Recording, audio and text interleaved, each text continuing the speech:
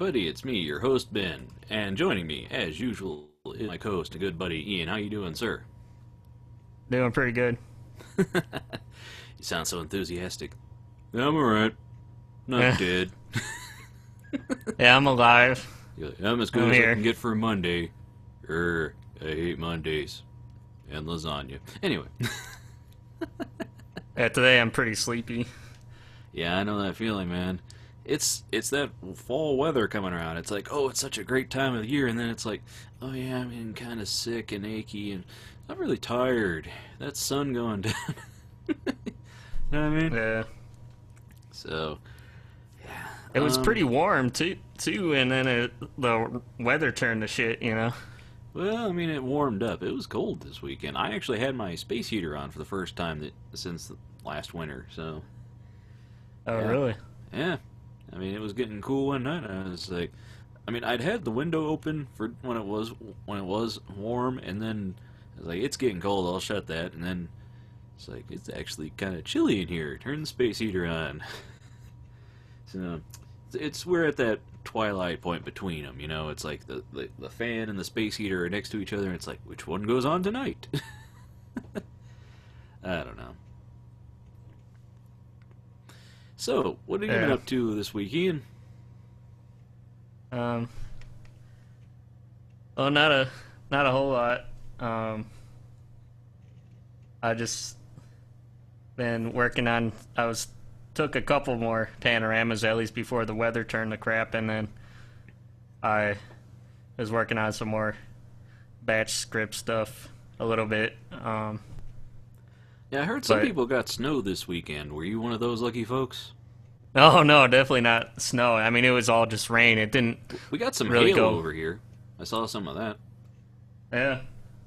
It didn't really go below 40, I think. 40, 43. The only thing, I mean, besides the crappy weather, the week has sort of been a downer for me, the latter part of the week, because I mean, besides the crappy weather, I also do have some bad news. My sister is in the hospital right now because she's both of her kidneys are failing. They're working at about 5% right now. Ooh, so yeah, she's probably gonna need a donor kidney because you can't live with just one kidney, you know.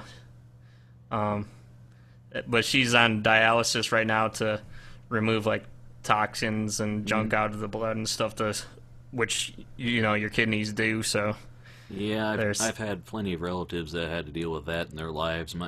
I had an aunt who was on dialysis, and she recently got a kidney, which was a little surprising because you know she's a little bit older, and you don't usually, you know, it's usually, well, I guess you're going to be on dialysis for the rest of your life. I had an uncle who was on it for like 15 years, 16 years, something like that. But, oh my god! She got a new one, and it's kind of weird. They don't take the old ones out. Like she has 3 now, because it's like as long as they're functioning, it's like why take them out? It's like what happens if she rejects that one? And so well, from what I was told though, they leave the, you know, like they'll actually disconnect a second kidney and they'll put the third one in there, but they'll just leave the disconnected kidney in there, you know. Well, I mean, I'm sure it's a good backup. I don't know. That's just science, man. I don't know. I'm looking forward to the day when, you know, they have the ability to grow stuff from your own cells so that you can just get a replacement of your own. You know? Yeah. Because, you know, it's something that people don't talk about. It's like when you get a replacement organ, it's like, that's great, but you're going to be eating a handful of, you know, pills for the rest of your life as well. You know, every day you're going to be, you know, stuff to keep rejection down and all kinds of other stuff. You know, I don't know. It's still, though, man, I hope things go well for her. Like, is this just like a sudden thing that all of a sudden, or... Well, I guess they had to do some research and stuff. The doctors, they had to research what was the cause of it. At first, they thought that, you know, like she was just like born that way, and they just slowly got worse, you know, throughout the years. But they think that might not be the case.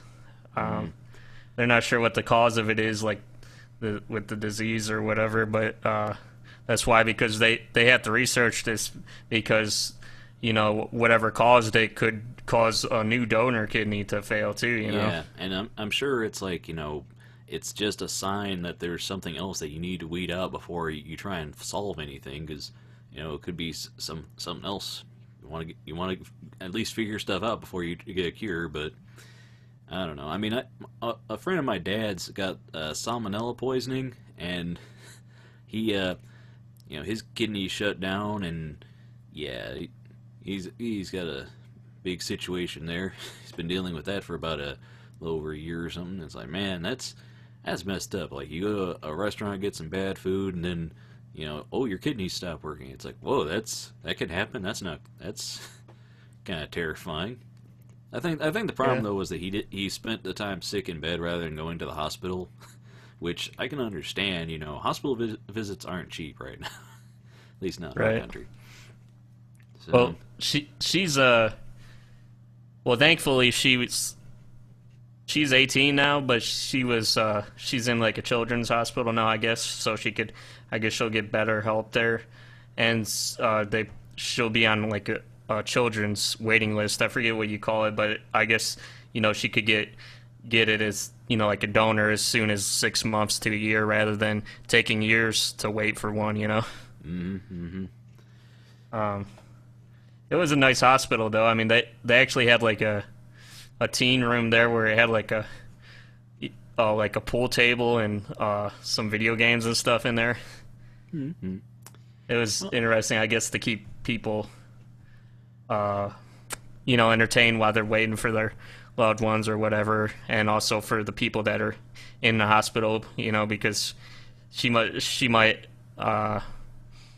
have to be there for a week more. They're hoping maybe like in a couple days or something, but you never know, Yeah, well, so, but I'm she sure. could get up and go and get exercise and stuff, like a little bit, walk around the hospital. She was actually playing some pool with us a little bit yesterday, so she already did like 3 dialysis now, so and I guess it's helping her, so she's feeling better a little bit. It's just she's gonna have to keep doing that, I guess, like 3 times a week. I guess they're gonna take her up to do it, and then they're gonna maybe try to do like a home dialysis or something. Mm-hmm.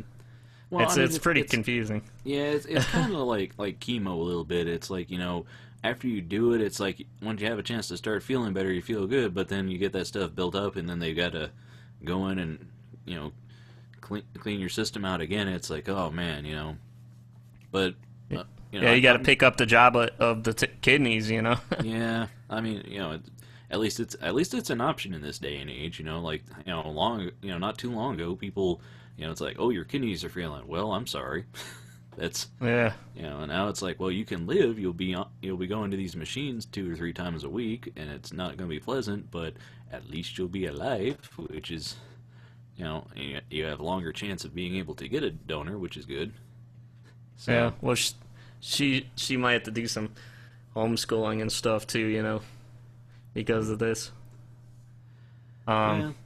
With the home dialysis, I guess my dad was saying the actual machine it's only as like big as like a briefcase, but the amount of fluids that have to slowly go through your body and like drain out the toxins and stuff is crazy. It's gonna be like, I don't know, they said like 40 pounds of water just for one night of doing it, and you can only get the stuff like you have to get like a 1 month supply at a time, and that, you do the math, that's almost like a ton of water, of fluids, That's what you gotta do, man. I mean, yeah.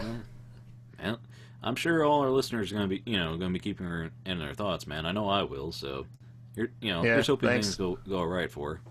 Hope they figure out what it is. So, well, on the very optimistic side, she might be able to get it.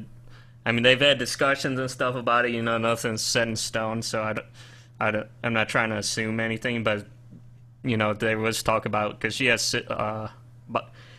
my sister is adopted, but she does have some, biological sisters, and there was talks about maybe one of them donating one to her because, she would be compatible with the blood types or whatever, Yeah. Well, here's hoping that, they figure things out, man. I mean, that's a big, complicated situation, and, yeah, not a position I want to be in on. Yeah. Also, she has a boyfriend right now, and he was offering to donate one of his kidneys too because he's got that blood type O negative, which is pretty rare, but it's rare because it's like compatible with everybody's. It's the universal donor, and yet if he needs a transfusion, he can only get that type. Yeah, it's I don't know, man. I remember George Lopez, like he had kidney problems, and his wife donated one, and it wasn't too long after that she found out he was having an affair. And like, well, well, that's sort of the point that I was raising to my dad is, I mean, that's very noble and stuff, but he's still a new boyfriend and everything, I don't want to get indebted to like. Yeah, I owe you my life now. It's like, well, I can't break up with him. I know he's a jerk, but he did kind of save my life. Yeah. I don't know, man. But it's pretty crazy week so far, Yeah. Well, my aunt recently, not the one dialysis, another one, recently got married right the day before my mom was going to go visit. I was like, well, interesting timing. So, yeah, I don't know the guy because I've never met him. They're different state and everything, but I don't know. It's just like, oh hey, she's dating a guy. That's nice. And oh hey, they're getting married. What? Okay, they're having the wedding date. Like this weekend or whatever. Like, whoa, what the? Like, it's a little weird after going to Kyle's wedding. Where, like, they were engaged for, like, a year plus before they got married. Like, this one is just like, hey, they're getting married. Hey, it's this weekend. What? Yeah. But it's, it was just leading me to think, too, man. It's like, I know doctors can only, they can only do so much as far as what they know, within medical field and stuff, but it seems like they get, I don't want to say they get, it's almost like they, well, let me ask you first, how do you think doctors get paid? Do they get paid just like a salary or whatever? I don't know. I'm sure it depends on their position. If they're at a place volunteering their time, or if they're a regular physician for somebody who has a certain situation. So I don't know. I don't know details of how that works. Right. Well, as far as the way that I think it would be best if doctors get paid is maybe based on like success. The success that they've had if they were. Like if they've saved somebody's life, of course, I think that they should get lots of money or whatever, but I don't know. Sometimes it seems like they get paid regardless if they really do any good or not, Well, I don't know. If you let's be honest here. If you want to look at things, look at CEOs. Yeah. The guy whose company is filing bankruptcy and he has a $1 million parachute. It's like, oh, he's getting a bonus this year. Interesting. I don't know. Yeah. And I was having a discussion with my dad is, I didn't want to be negative or whatever. I just wanted to make sure that, my sister was getting the best help possible that she could. And I just wanted to make sure that it doesn't really matter who she is or, like if she's a celebrity or not. I just want to make sure that she's, if she was like someone really important to a lot of people besides us, that she would get the same kind of help. You know what I mean? Well, I mean, everybody deserves good health care and good treatment, regardless of who you are. But I will say, my family and people I know, I particularly care about them because I care about them. That's what you do. Right? Yeah. So, I don't know, man. It's one of those things. So, I mean, I'm just trying to look at it because if it was like the president, if he needed a kidney or whatever, if it would odds are it would probably be 100% tomorrow. I don't know, maybe. Well, I don't know. I'm sure he'd know a guy. But then again, we've had presidents that have had health problems in the office. I mean, there was that one president that did his like the guy before him was old, I think old and frail or something. So he did his speech in the rain to show how healthy and robust he was.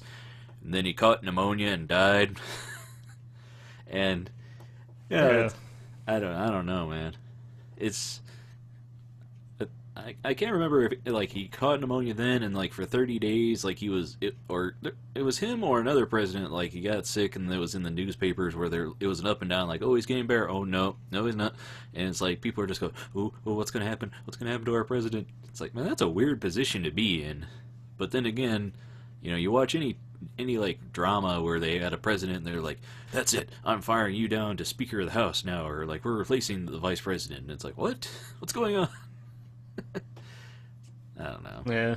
It's one of those things where everybody's eyes are on it, but it's nobody, the people that are in that position are in it, and we don't know what goes on inside the Oval Office and at people's administrations, and I'm sure there's all kinds, every time somebody goes, well, I'm resigning at the end of this year and somebody's coming in to fill my spot, and it's we don't know what all went down. So. Yeah. Heck, if the president needed a kidney, maybe I wonder if the Secret Service would give him one of theirs, because they put their life on the line for him. They'll get in front of the bullet. Nah, I'm sure they've got the secret presidential cloning lab that they'll give him one if he needs it. So I don't know. I mean, there's that nice joke about how everybody that goes into the White House, they come out gray and aged beyond their years because they've seen some stuff. Except George W. Bush, he came out looking great. He went in and he was what? I don't know. So, yeah. Anyway, did you want to jump into the news? Maybe hear something that'll cheer us up? Hopefully, please. Well, actually, did you have anything that you want to say what you were doing? Because I didn't want to make it all about me. Well, your sister's in the hospital. Feel free, man. What I've been doing, just I've been trying to fight off the winter blahs, I think, because it's I don't know, even when you're inside this hermetically sealed, artificial environment, you still react to the weather outside. It's it'll be rainy and you'll be oh, my joints are acting up, and or I'm tired. Yeah, your body, when you get, the older you get, the more your body becomes like a weather instrument. Yep. You don't need to tell me about that. You got the gout. I've had the bad foot acting up on the rain for years. I got all kinds of things. I'm turning into an old man. But yeah, I don't know. I've been fighting those off. I wasn't sure if it was because the weekend and I finally had a chance to relax, or if it was because the winter coming on. But I've been productive today, which is good. I got up this morning about 5. Trying to get back in my routine, because I was reading some stuff last night. I'm I'm just, I'm of two minds. I'm, on one part of my brain, I'm okay, I need to get in the studio and do a whole bunch of stuff. And then I got in here this weekend. It's should I be doing something, boss? Oh, there's no boss here. Well, I'm back in my head, I'm screaming at myself come, organize, get to work. And I don't know what I'm doing. It just felt like it was constantly 5 minutes before the bell rings at 3, on Friday. I don't know. But I was reading stuff about, getting focused, and one article I read, the guy was saying you need to find a trigger to get yourself focused. When he would try and golf, he would have this thing where he'd play with the Velcro on his glove, and just the sound of it would remind him, oh, I'm here now. I've got to line up my shot. And, he would get his head in the game, and he said that since he left the sport due to injury, he was going to be his trigger now was when he listened to classical music or Gregorian chants. That's his key to write and start writing, and it's alrighty then. I like Gregorian chants and classical music. It's just just like how I like jazz. It's great as long as it's peppy. But when it's smoothed out after a while, it's I could take a nap. think so. When I'm in the studio lately, I've been listening to a lot of like video game music and bands that use like old Nintendos and Game Boys to make their music, and a lot of chip tunes, and the soundtrack to the DuckTales remastered game. Just I don't know why, because I never really listened to a lot of that until I started working in the studio. Now it's like, okay, it's going, it's good, as long as it's not like trance or dubstep, because I mean, nothing wrong with like there's all kinds of different electronic music out there, but for some reason, like when I'm listening to a smooth jazz station and they start playing like trance or dance music, and I'm just like, guys, this isn't it, man. This is the wrong genre. Like, or sometimes they'll play R&B on a jazz station. I'm just like, look, guys, I'm not saying I don't like this music, but it doesn't fit here, and you're screwing with my groove. Yeah, I like Gregorian chant too. Sometimes I listen to I listen to a lot of different types of them. I mean, I'm not a big fan of like that, like the ones that are like, I don't know, from the Temple of Doom. That sounds like ritualistic chants or something, Oh, there was this one I used to listen to where it was like, it sounded, they had like birds chirping and like a stream of water, and then this guy would ring a bell, and you'd hear other guys in the back, oh, and it'd just do that, and then the guy with the bell would go, ding, then, oh, and nothing but that for like 10 minutes. And I'm just laying there like, this ain't that bad. I don't know. When I got some video game soundtracks for one of the last Humble bundles I did, they had the soundtrack to Antichamber, which has a bunch of meditation music, because the entire point of the game is you're supposed to wander around and contemplate what it means to get lost and be found.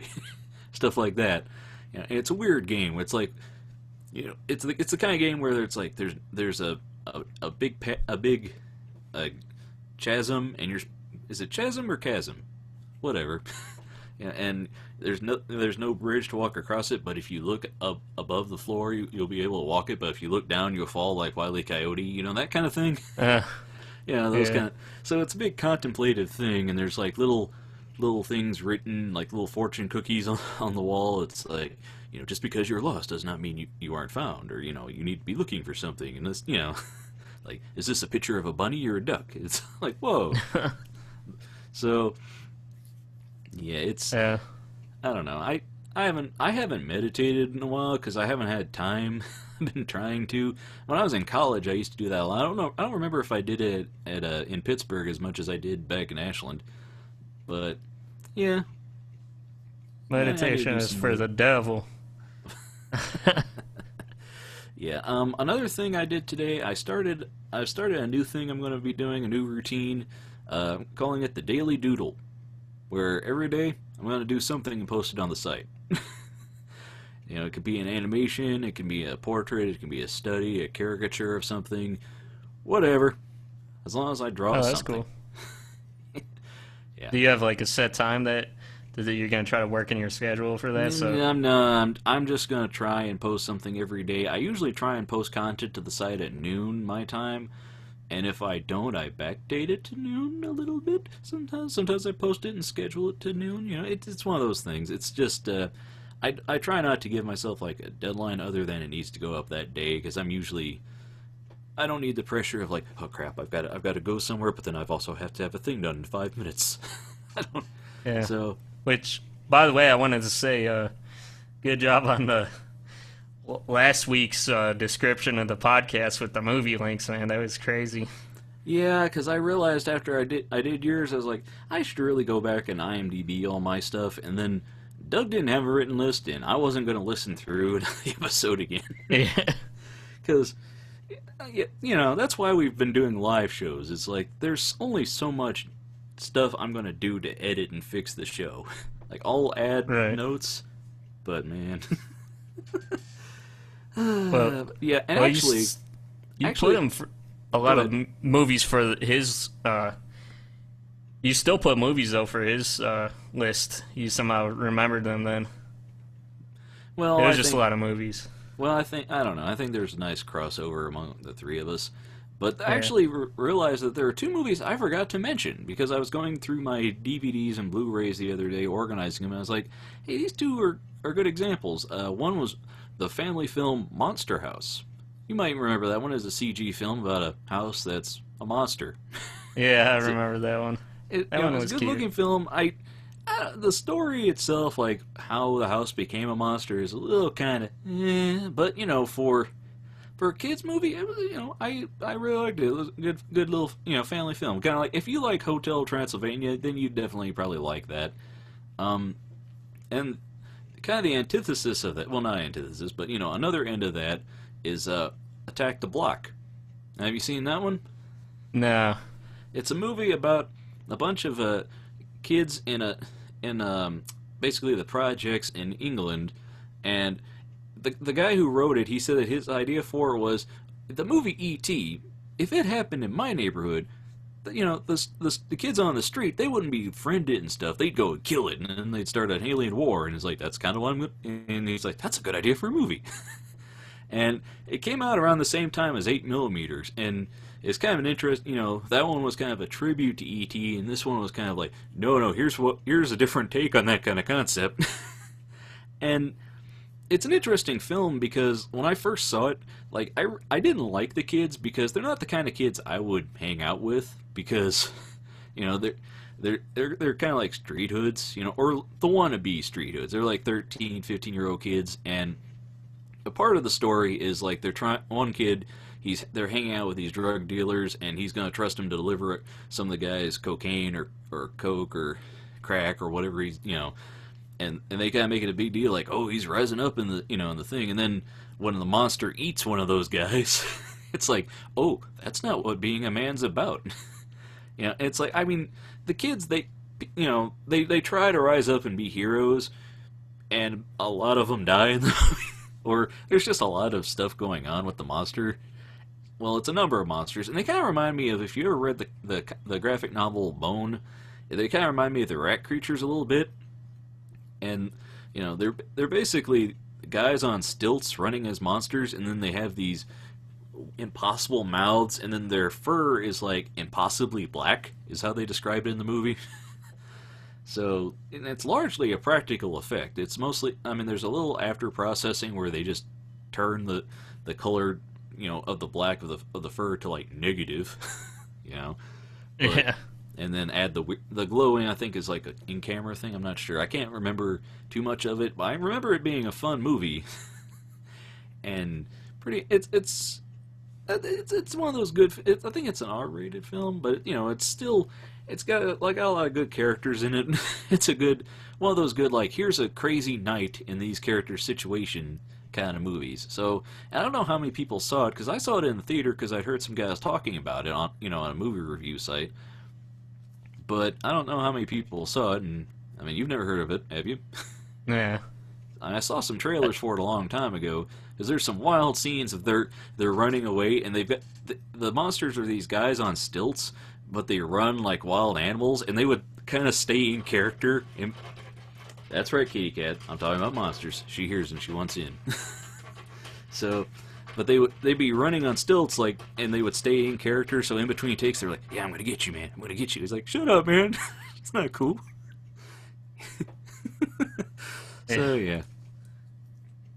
Yeah, I was gonna make a comment too about like a lot of times like when you do like and you invert something just like the colors, a lot of times it's just like a easy way out, you know, because if you invert it, then like the lighting on it is gonna be weird then, you know. Cat's like, inverting's cool. What are you talking about? I don't know. I mean, remember in Sin City where they would just film something, and then since it would they could play with the color, and then everything was being dropped to black and white anyway. So you could have these, like, you know, weird yellows and greens as long as they were neon colors that the camera could pick out. So. Yeah. Well, I'm just talking about, like, you know, like maybe like the direction of the lighting, because then the highlights of the lighting are like, if you invert it, then those will be black, you know, and it'll look kind of weird, I guess. I applaud the fact that it was a practical effect for the most part. You know, it was guys in suits sweating insane amounts because they were in giant fur, and and had these big fake puppet heads or whatever. It's just, yeah. because in most movies it would just be, here's a seat, here's a stick with the ball on it, and keep your eye line. So, I don't know. I'm going to Google a shot from it real quick and get your opinion on it. So, did you want to do the news, Ian? Well, actually, before the news, another thing we talked about after the last week's podcast that we forgot to mention was just, like the Treehouse of Horrors for The Simpsons. I always enjoyed watching that. That was pretty good. I remember I forget the episode, but I remember there was an episode where that Willie, the groundskeeper or whatever, I remember when he was like on fire or whatever, and he was like a skeleton or something. That one was pretty creepy, I guess. Well, that was a callback to Nightmare on Elm Street, where he's like, I'll be back to get your kids, and then he turned into a piece of dust, and then he had to go and since he was the janitor, he went and swept it all up. So yeah. Kitty cat, quit making noise during our show. This is such a professional show, isn't it, folks? I should have her be a third host on the show. So let's talk about catnip. Yeah, I don't know. Doug's he texted me during the day and said that he's got stuff going on, so he couldn't join us this week. So hopefully we'll see him either next time, or we might appear on his show if he does it again Thursday. He's not sure if he is or not yet. So yeah, I keep missing his show, man. Me too, because I don't know when he does it, and then I go to bed and I wake up the next day and it's like, oh, he did a show. Well, I go to bed early because I'm a grandpa or something. I don't know. Yeah. I'm sure he's fine with it, because I just feel bad because oh yeah, I totally want to go on your show, and then it's like weeks pass, Yeah, it's what happens, man. I mean, yeah. But anyways, I guess we'll get into the news here. All right.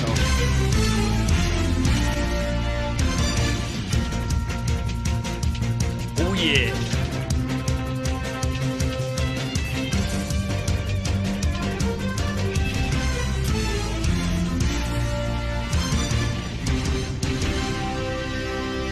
The news with Ian. And here's a nice here's a nice GIF from Attack the Block. Yeah. Those monsters are pretty crazy. Yeah, I do got the screen share on that, but this one was from earlier this week. This first article was about cloaking device uses ordinary lenses to hide objects across a range of angles. So I guess it basically uses like lenses that you could get at just I don't think like a Radio Shack, but just like any store that has like lenses and stuff, you could use it. It's just like an optical illusion, I guess, that how the lenses bend the light, but I don't know. What do you think about it? So it kind of reminds me of that trick where you hold up a cardboard tube to one eye and then your hand on the other, and it's like, oh, there's a hole in my hand. It's like, I mean, all cloaking technology is going to be, an optical illusion for the most part. So, yeah, I don't know. Sounds interesting. It is interesting, and I think the angle that you could see it is, like you can change it is only like 15 degrees, like it has a plus or minus 15 degree viewing angle, Yeah. Well, I mean, that's before the way the it kind of goes. illusion is broken. I'm sure also, like, they have that graph paper behind him and stuff, but it's like, how it'll just be like when somebody photoshops something and that you see the smear all around. It's like, I wonder if they shrunk that guy's belly a little bit. Yeah, but as far as using it, I mean, obviously it's not going to be very effective, like, for military use, Because, I mean, then you'd have to have, like, if you wanted to, you'd have to have, like, a giant lens or whatever and just move that wherever you go, Well, I'm sure it's an interesting, like, jumping off point that they'll figure something else out down the road. I mean, I remember seeing something about they were trying to put together the cloak of invisibility, where it's like, okay, we'll have a whole bunch of cameras on one side, and then the screens on the other, and then it'll project what's on the other side, so that you kind of almost don't see. It's like, yeah, but that... I don't know about that. Right. Well, that pretty much the end goal is just being able to, like take the light and then bend it around the surface and then have it go back behind you. I guess that's how light rays work. Are we going to have another discussion about the pizza slice time travel scenario, where it's like, light has to go straight across and down into a black hole like a pizza with a slice taken out of it, but us being cheaters, we just go around the rim and we go faster than the light. Yeah, I don't know. I mean, I guess they've been able to do it with like on a micro level, I guess, with with microwaves, I guess, and they're able to describe, but it's one of those things where it's like it's so theoretical right now. It's like it doesn't make enough sense to me to really grasp it. But it's a thing like most things where they're like, we kind of proved it, but explaining it to the layperson, we're yeah. Well, I mean, didn't they prove Einstein's theory that time was relative, to locations in the universe and different things? So I think so. But I mean, I guess if you were to try to theoretically do it, because I mean, like you said, if you could have like a camera and then you could just have like a projection of what the camera is seeing, like in front of you and the camera's behind you. Like if you had if you could have like a material where there's like a pixel or whatever, and then on the other side is like a microscopic camera, I guess you could theoretically have like millions of cameras and pixels just project and stuff, and then you could sort of be like Predator or something, Well, I mean, it all matters on like how you get it to link together. Like, I know when compositing with nodes and Toon Boom and stuff, like you can make like, you make a mat for a thing, and then you can say switch this with that, and it's like, you can have one element and tie all the things to it and say, treat this like this and move this thing over. So, theoretically, at some point, can't we have some sort of, light sensitive material where it would act the same way, where it says, if light comes towards this, show that. Yeah. That's the kind of technology I'd really like to see, is where it's all a lot of theoretical stuff, and we just had the stuff to make it happen. But of course, right. I'll be dead by the time that stuff comes around. Yeah. So, well, I mean, I guess if you could just take like a photon of light and you could just tell that to go wherever, it would be nice. But as far as this thing with the lens goes, I was trying to search through the article and see what the applications of it were to begin with. Is I guess it could be used for hiding in the girls' showers. Yeah, right. It said it could let a surgeon look through his hands to what he is actually operating on, or like for trucks, you could use it for like blind spots and stuff. I guess it would be useful for for driving, probably the transportation industry, and like I said, the medical field. It could probably help at least. Mirrors reflecting mirrors. What is this witchcraft? It's funny how like all the inventions that come out of something that's like this, like you're trying to invent something else, but then even though if you're not able to accomplish that, you have all these other inventions come from it, or all these other applications. Well, think about it, like like gasoline and stuff. That was all like a byproduct of when they were refining whale oil. Yeah. Like kerosene and all that stuff. It's like we were trying to make this one thing, and then we made this other thing that turns out to be more important down the road. So, right. Yeah, just drop that link into the chat, and I'll be sure to add it to the podcast and blog notes. Thanks. I forgot about that. Like you said, it's Monday.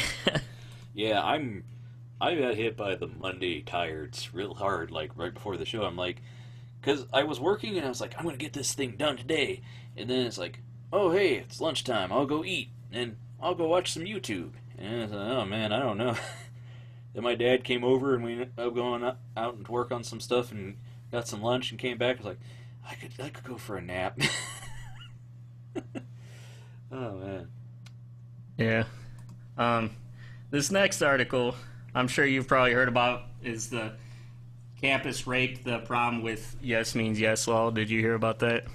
I've heard about the yes means yes, but I haven't heard about the problem with it. This was just the source that I chose it from. I mean, it's time. I guess I don't know, the problem, I guess, is, like the things, like the complications of it, like the different scenarios, I guess. But basically, the yes means yes law is where, in order for it to be consensual, both parties have to say yes to it. It has I to guess actually verbally. outright be consensual, not just Yeah. implied or, oh, okay. Right. Yes. So, and I think it, like I said, it has to pretty much be verbal. I think, it has to be pretty much like a verbal agreement. Otherwise, then you could go after each other, I guess, for it. Well, I mean, verbal agreements, in, plenty of court cases been settled by, oh, you only had a verbal agreement, yeah, get out of here.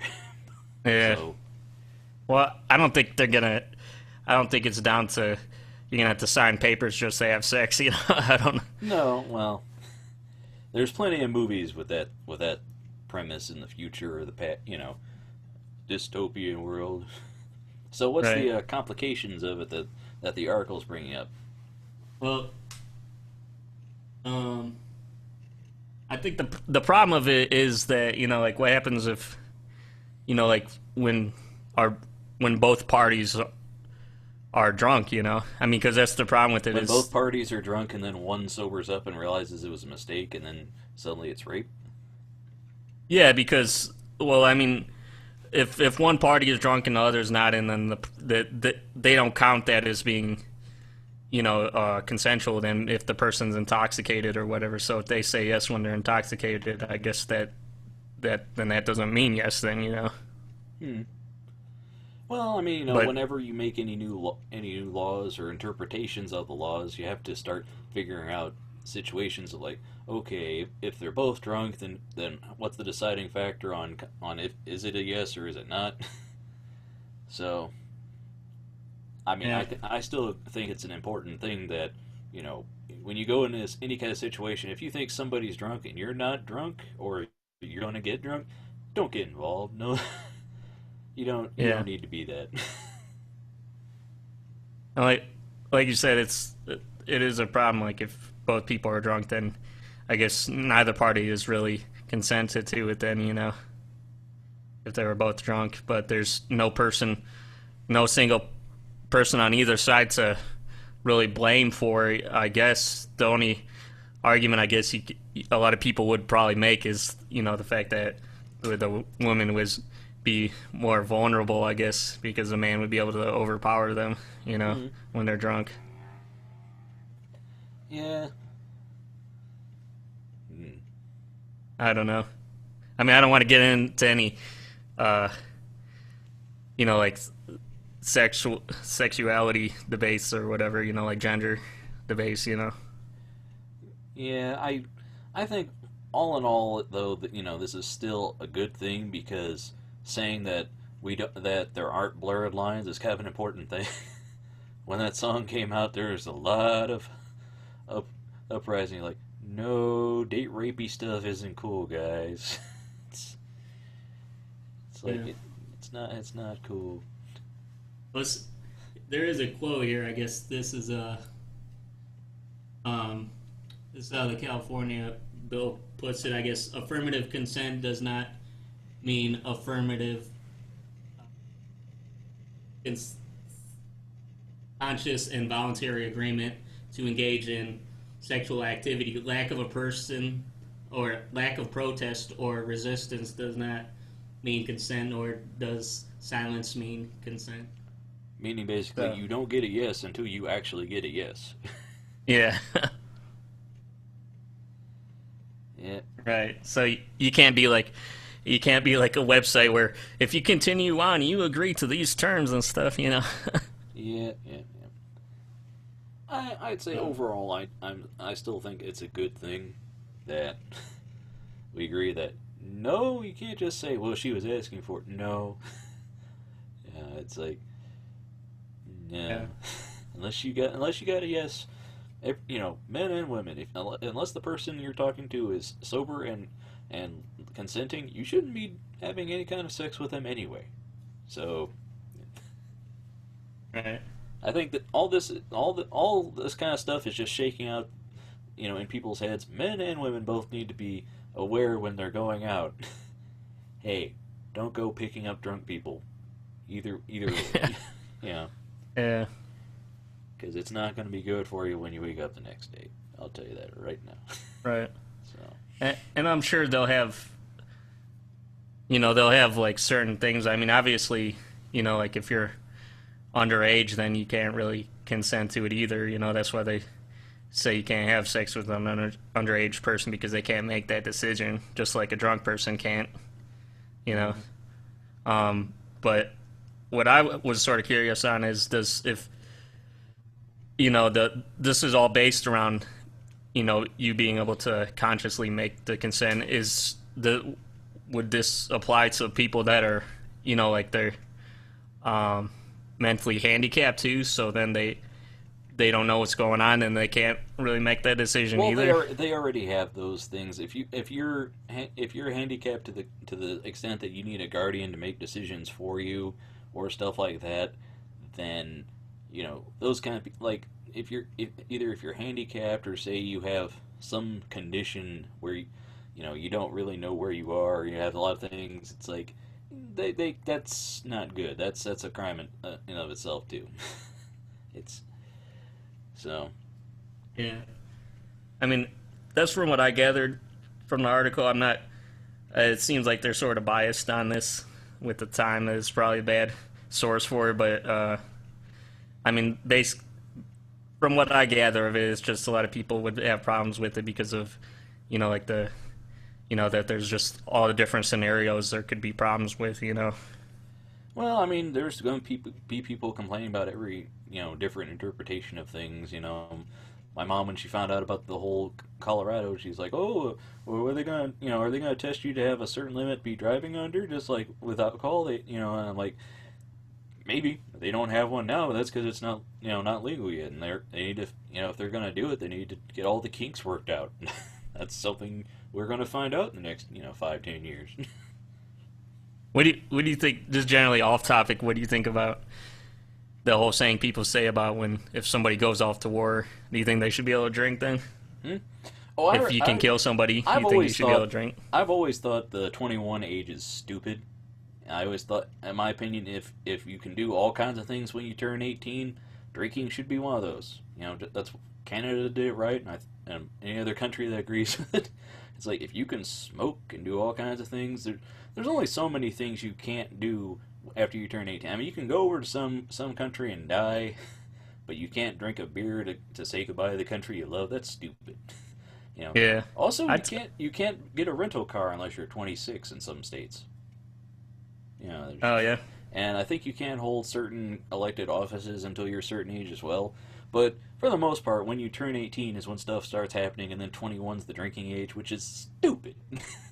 I mean, yeah. There's no totally practical reason for it to be higher than any of the other age limits. Yeah.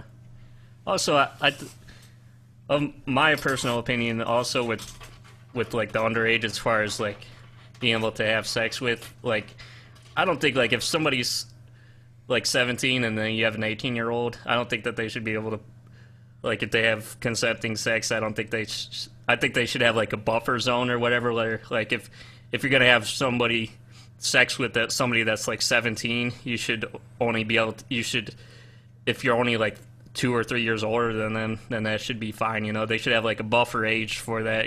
Because Well, I mean, you have relationships and stuff. It's you're pretty much still the same age. I mean, the problem with it is that if you do that, it's like, so what's to keep an 18-year-old from raping 16-year-olds? It's like that, as opposed to being in a relationship. You've got to be careful with that kind of thing. I understand the idea that you have two 17-year-old kids and one of them turns 18 a month before the other, and then all of a sudden he's got to file as an offender. That is a problem, but we need better regulations in our country. Like it's like you watch a clock and all of a sudden it ticks off, and now you're legal to go have sex. It's like, well, what if you're not mentally mature? I know plenty of people who are 18 or who are 21 who are a lot of legal ages, and they're not in the best position. It definitely needs to be some kind of transitions with the age and becoming an adult, because it's not just like an on-off switch, like you said, Well, we've talked about it with like going to school and stuff like that. It's like, okay, you're an adult now. It's like, really? I don't feel any different than a month ago when I was in high school, or Yeah. I don't know. Oh yeah. there needs to really be a good transitional thing for adulthood, but again, the concept of childhood is really a creation of the Industrial Revolution, and before a certain age, they thought of children as little adults. There was no time for kids to go and play. You had to work the fields or the family would starve. So the concept of growing up and becoming an adult in our age, especially for our generation and the millennials, which I don't know if you and I are technically in that same sphere of people, but it's like there's a lot of people that are in their 30s and going on who are like, I'm still a kid at heart. I'm still stuck in my childhood. And and kids today, man. There's a lot of 30-year-olds that are lamenting the kids today, and it's kind of weird. Yeah.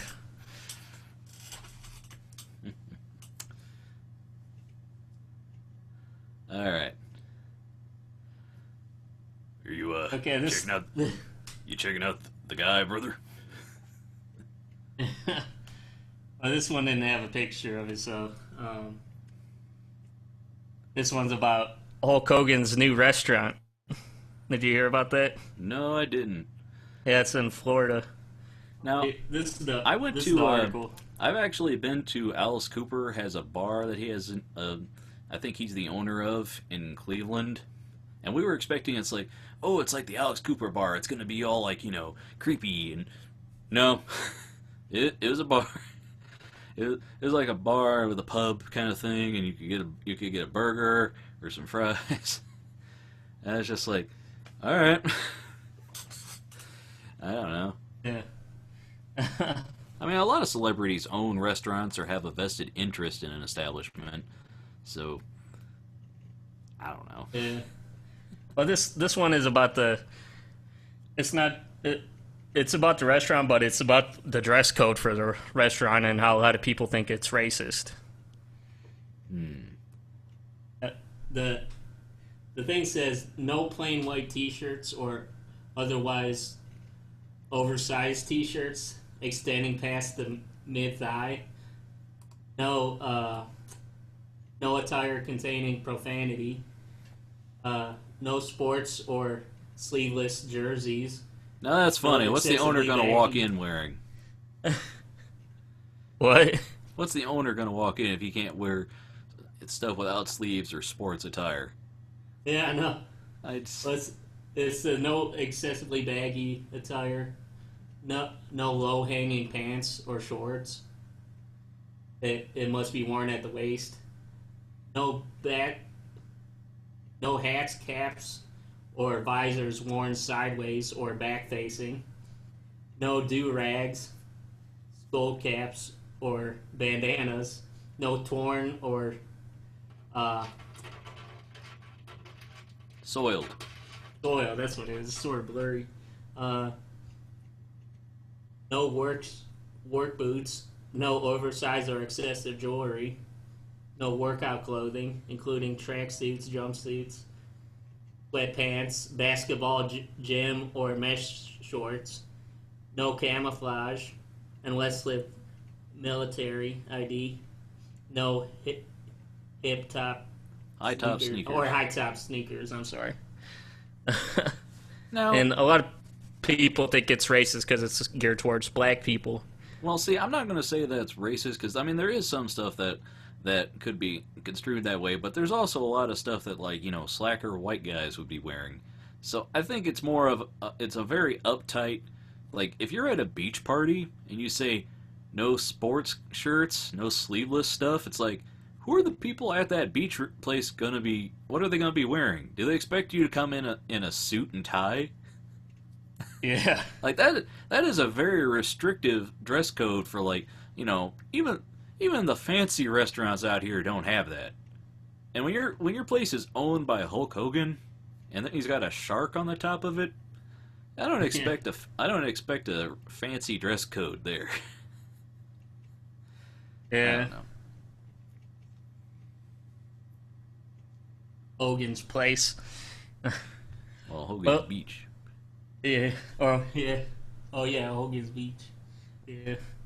Well, the thing I've heard of, like a lot of people like in the comments because I watched the source fed video on it, and Well, I guess there's a your lot of first people. mistake. You read the comments.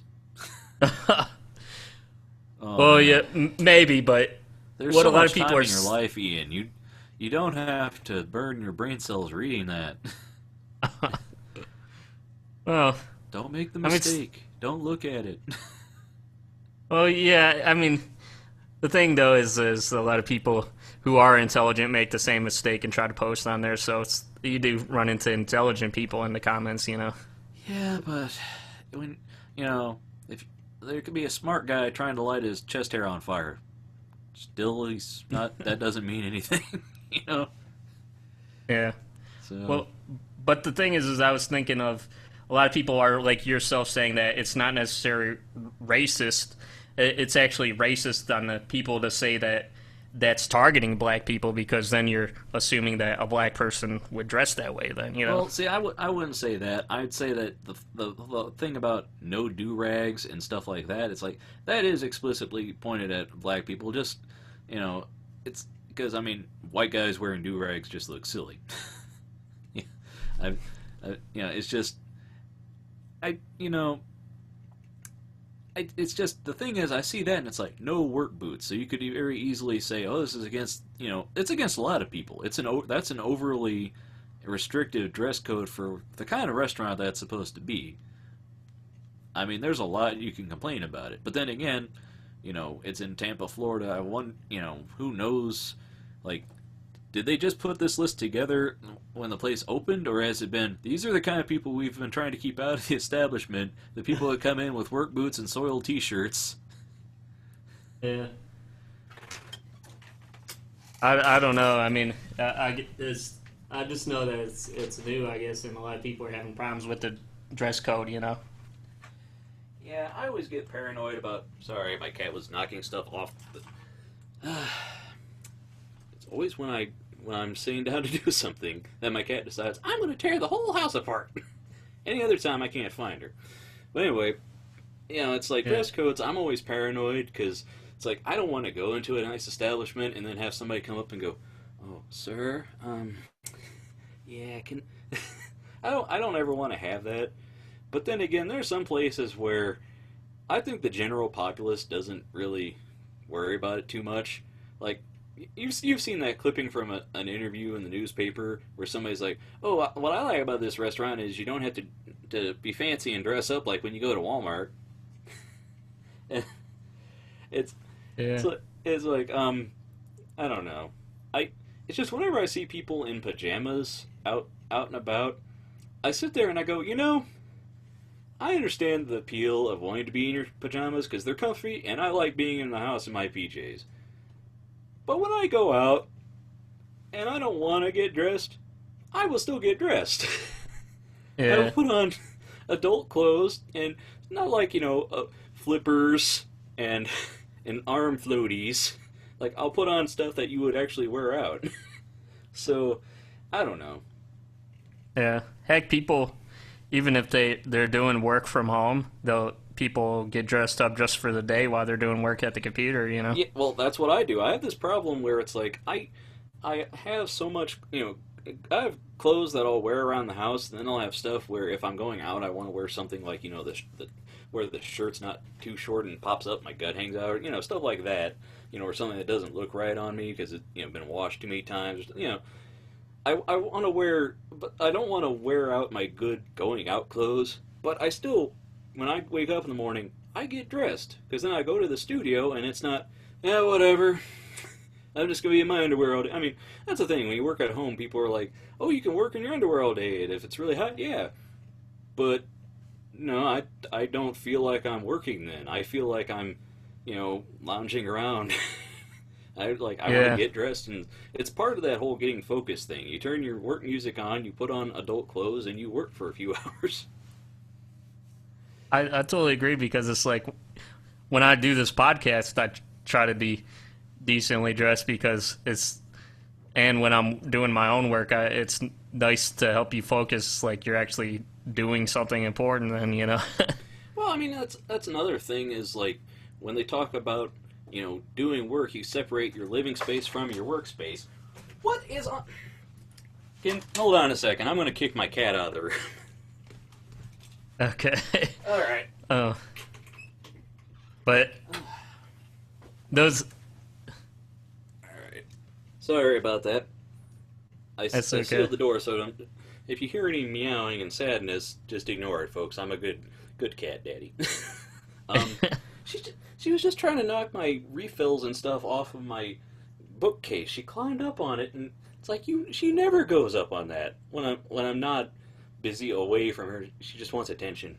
Anyway, but separating your living space from your workspace, because like I've had my studio in my bedroom before, and I never got any work done. And it's like I moved my studio down here in this other room. And now I have to get up from my bed, come down here, and work. And it's kind of a mental thing, Yeah. Because if you just live where you work, the line gets blurred. Like, I had the problem of I got my computer here, and I play my computer games on it, and I don't really have another computer that's capable of playing games.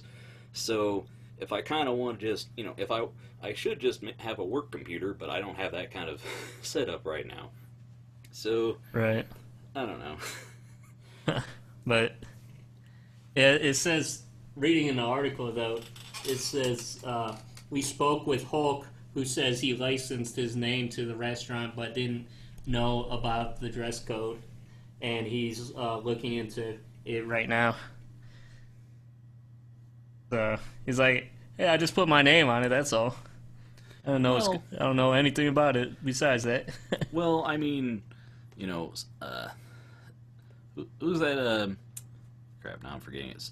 Who's the guy from Marvel? Stan Lee. Stan Lee. He had his own company with that name, and then he licensed it, and then he sold it. So a lot of stuff will have the Stan Lee name on it, and he doesn't know anything about it. It's, it's the level of like, yeah, I made that money from that. That's those people own that company. They're doing their own thing.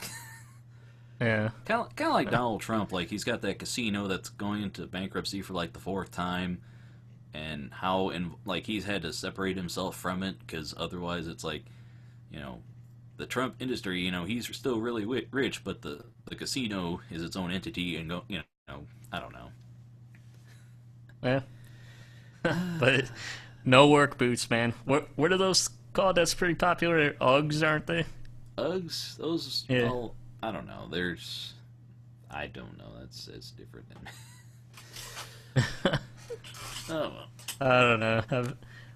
I own one pair of boots, but that's just for if I'm gonna take pictures in like the woods or whatever. If I'm walking around in mud and stuff, I actually don't have any boots. I never growing up with my feet, I never wore cowboy boots or anything. My dad always wore boots. My mom, wore them when she had to work and stuff. It's like I wear dress shoes sometimes, and mostly I wear sneakers.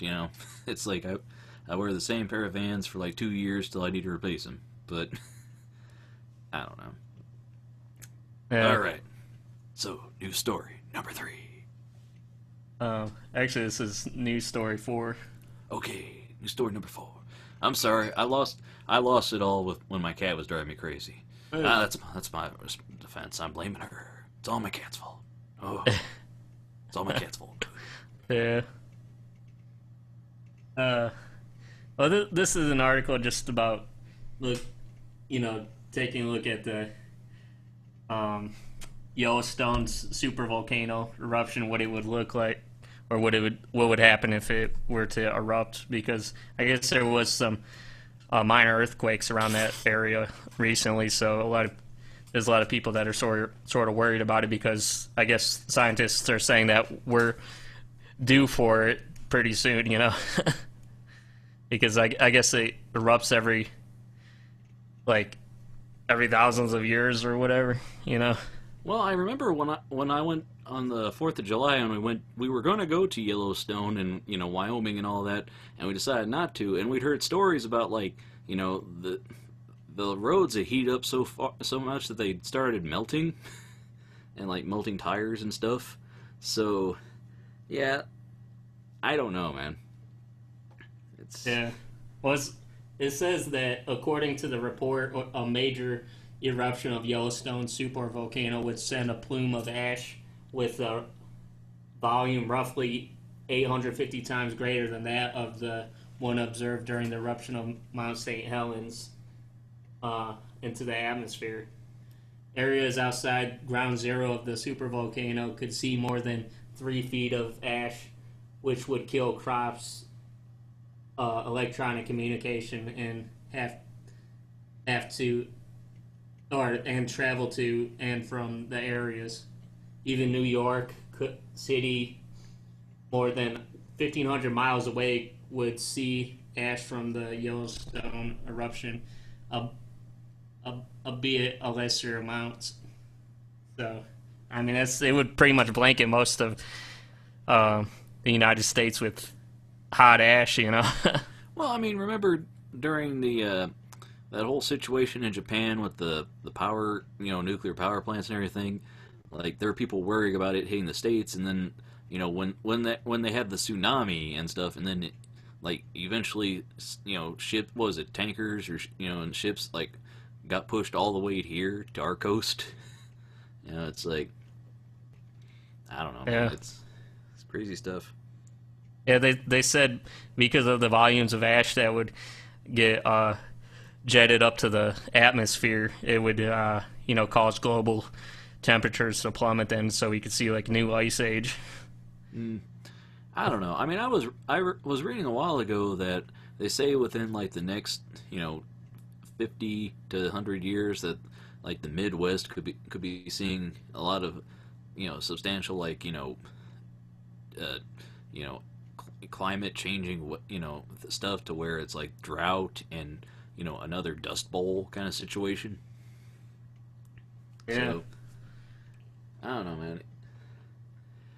It's we're at this point now where it's climate change is a kind of a thing where it's you get these crazy natural disasters that aren't natural, and it's hey, it's snowing in this place. It's never snowed before, and it's over 110 degrees here. It's I think we should probably do something before within the next 25 years, when that kind of stuff becomes permanent and the world just goes topsy-turvy and crazy. So. Right. Well, definitely, I hate to see physical pollution, as far as toxic stuff from chemical plants and stuff getting put in the atmosphere, and obviously litter and stuff. I don't know. I mean, when we have things like the BP oil, the pipeline leak and all that stuff, and yeah, there's stuff on a grand scale that's screwing the planet over. Right. So, but I don't know. I mean, I also think that there's people out there that are too crazy into that are I don't want to immediately just call people tree huggers and stuff, but it's just some people, they say, oh yeah, the Earth is a living organism and we have to worship Mother Earth. She's getting angry at us, you know. Well, there are crazies on both sides, but let's be real. The science is in on climate change is happening, and it is kind of a serious thing. I mean, as much as people want to try and make it a political issue and say, "Oh no, it's a conspiracy," shut up. It's happening. I mean, yeah, I don't know. Right. But it would be crazy if it happened, though. I mean, it could be a doomsday type scenario. I don't know. It's a lot of people that aren't that good at surviving during the wintertime, where, you know, it would probably be year round. It would be wintertime for everybody, you know. It would be, I don't know, you'd have to be a pretty good survivor then, and a lot of people would probably be killed off that aren't that good in surviving in that type of environment, you know. Oh shoot, right now we've got people worrying if it's going to be a bad winter this year or if it's going to be light like it was previous years. It's like last year was more of a return to form for Ohio winter, and people were freaking out going, that was terrible and cold. I'm like, man, do you remember about 5 years ago when we got that all the time? Like, yeah, we had a couple light winters, and all of a sudden you got, I don't know if I can deal with the cold. It's going to get cold, guys. So, anyway. Yeah. Moving along to the next news story. Yes, this is the last one here. This one's some more sad news, at least for this company. This one's about Redbox instant streaming video service shuts down on October 7th, which is tomorrow. And I guess they're shutting down because they didn't, they're not seeing the numbers, you know. I guess it's owned by Verizon, I guess, Redbox. It says the Verizon-backed service is telling customers that instant video will shut down just before midnight on October 7th, roughly a year and a half after it got off the ground. Should you be a customer, you'll get a notice about any relevant refunds on October 10th. The closure isn't entirely surprising. Outer Wall, Redbox parent company, wasn't happy with the instant subscriber numbers, and a credit card fraud incident prevented it from taking in new customers for 3 months. It's not good news, though, you know. Well, it's not good news for that company, but I'm sure they're not going to be the last people to do it. It's just, you know, right now, you know, Netflix is the company that's showing that, hey, the internet thing is kind of, you know, and you've got Amazon's, you know, thing and Hulu, and they're the big game in town right now. So if you're a small potatoes company, you know, it's just like how, you know, like, you wouldn't try and take on Microsoft right now, or you wouldn't try and displace Apple. Like, you can't just be an underdog and come out swinging like that, you know. And it's like Netflix, Hulu, and all these bigger companies, you know, unless they're the top dogs right now. And Redbox, you know, for like video rentals, that Redbox killed Blockbuster. That was a feather in their cap. But streaming, I don't know. Well, I mean, besides it being bad for their, you know, since the streaming is going to shut down, that's going to be bad news for the kiosks too, because then that's going to probably hurt their image too, so that's going to probably shoot people away from even that service, you know.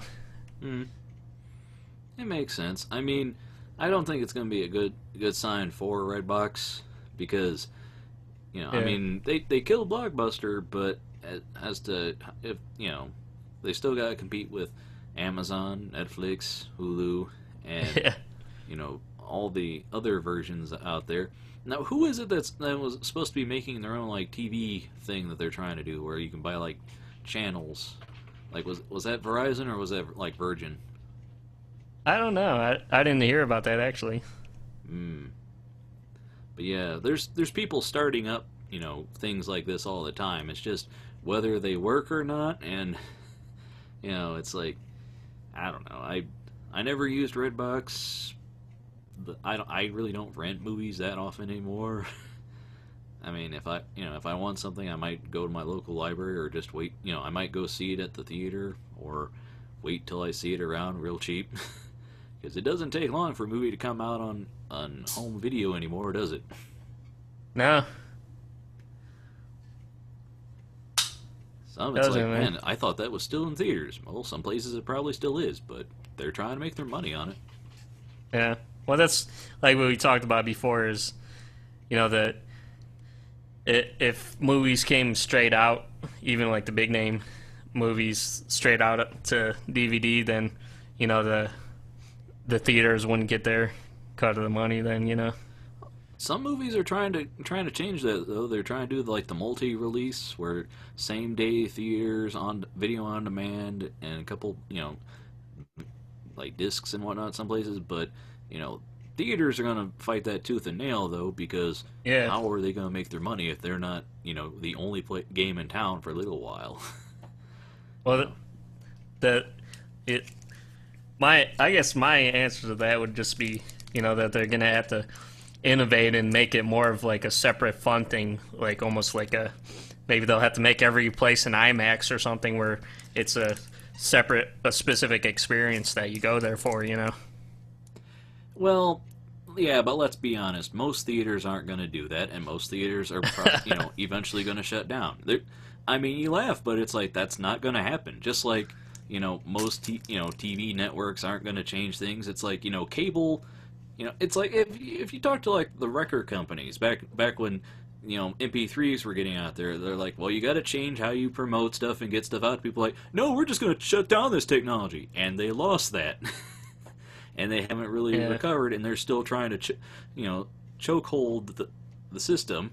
And movies are the same way. It's like that they get out in public, and it's like, nowadays you can watch a movie almost anywhere, and as much as they try and lock down with DRM and stuff like that, it's like the movie theater business. It's a lot like comic book stores. The comic shop. They survive by people needing to go there because they're the local thing. And if you can buy the same product online cheaper and never have to go deal with somebody you don't want to just why go to Blockbuster if they, they're like, oh, they're going to have to innovate and change how they don't exist anymore.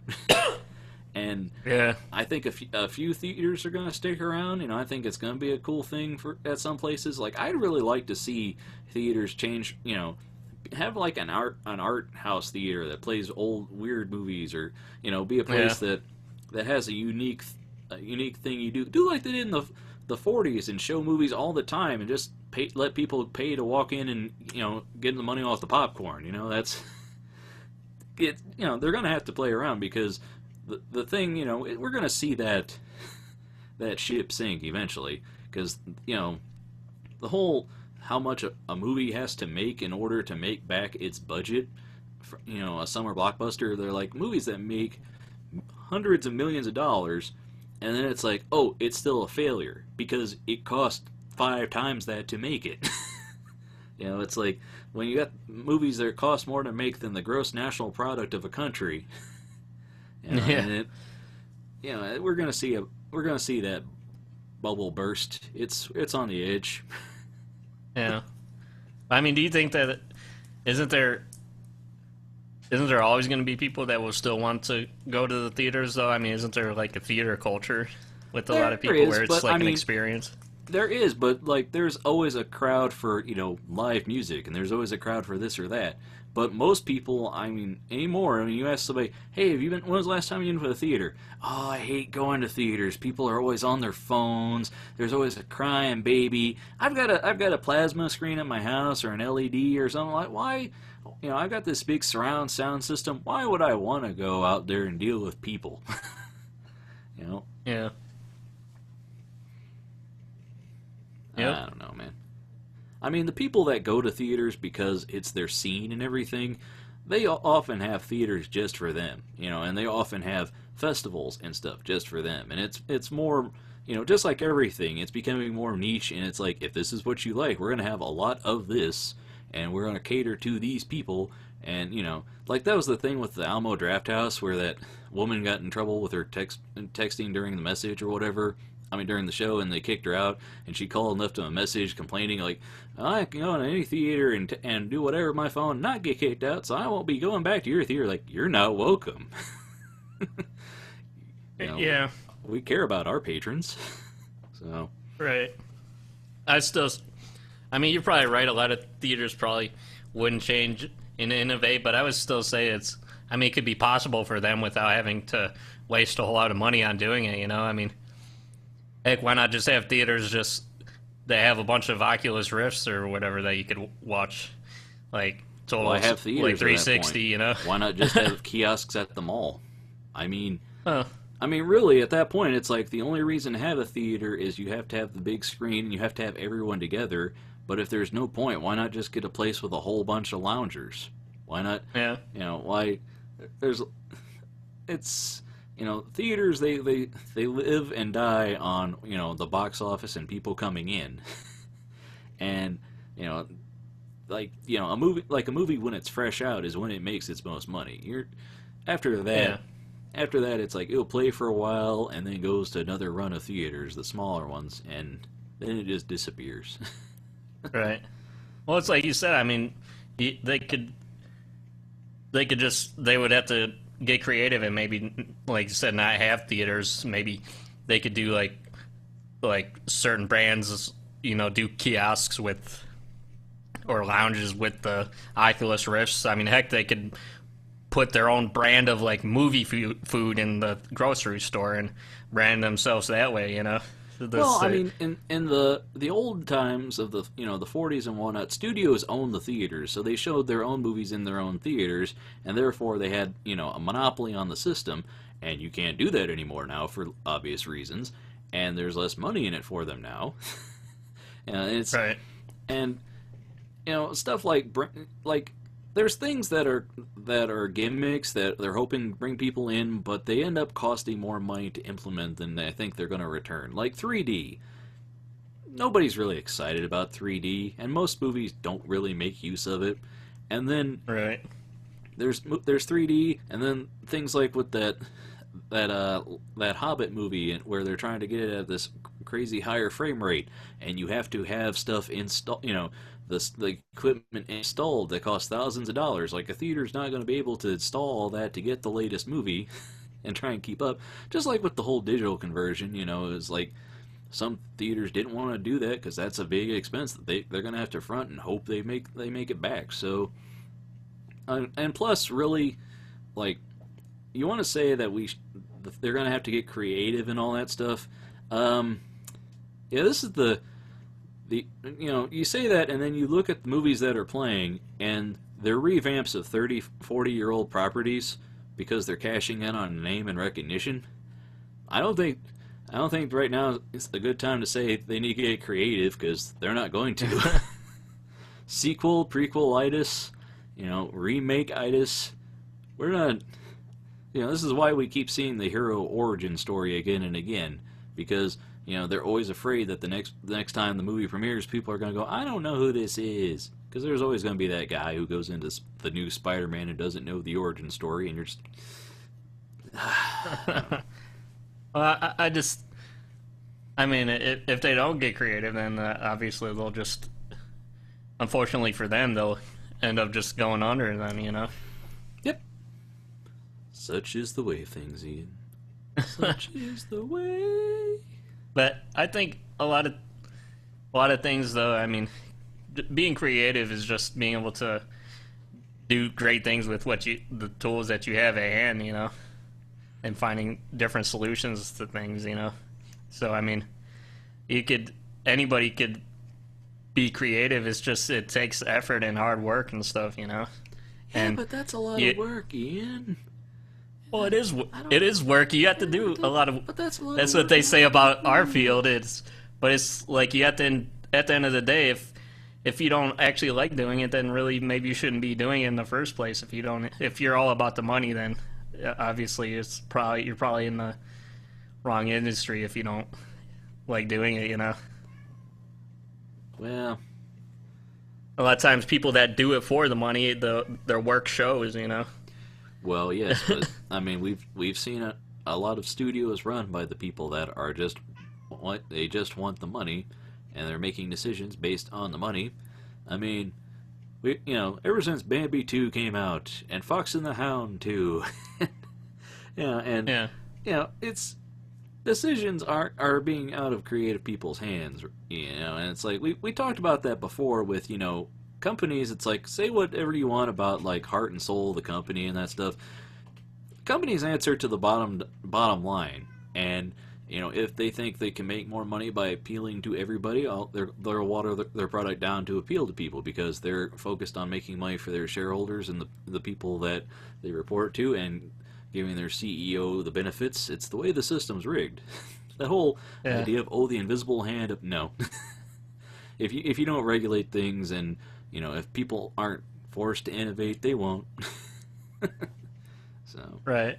Well, that's why I guess I tend to go on the side of I like smaller businesses that put heart and soul into their product, and that they actually enjoy what they do, every day. I guess. You shop on Etsy, Ian? No, I haven't shopped on Etsy yet. Oh, come on now. You can get some handmade soap or some vintage stuff. Yeah. Yeah. There you Made go. by some guy. Yeah.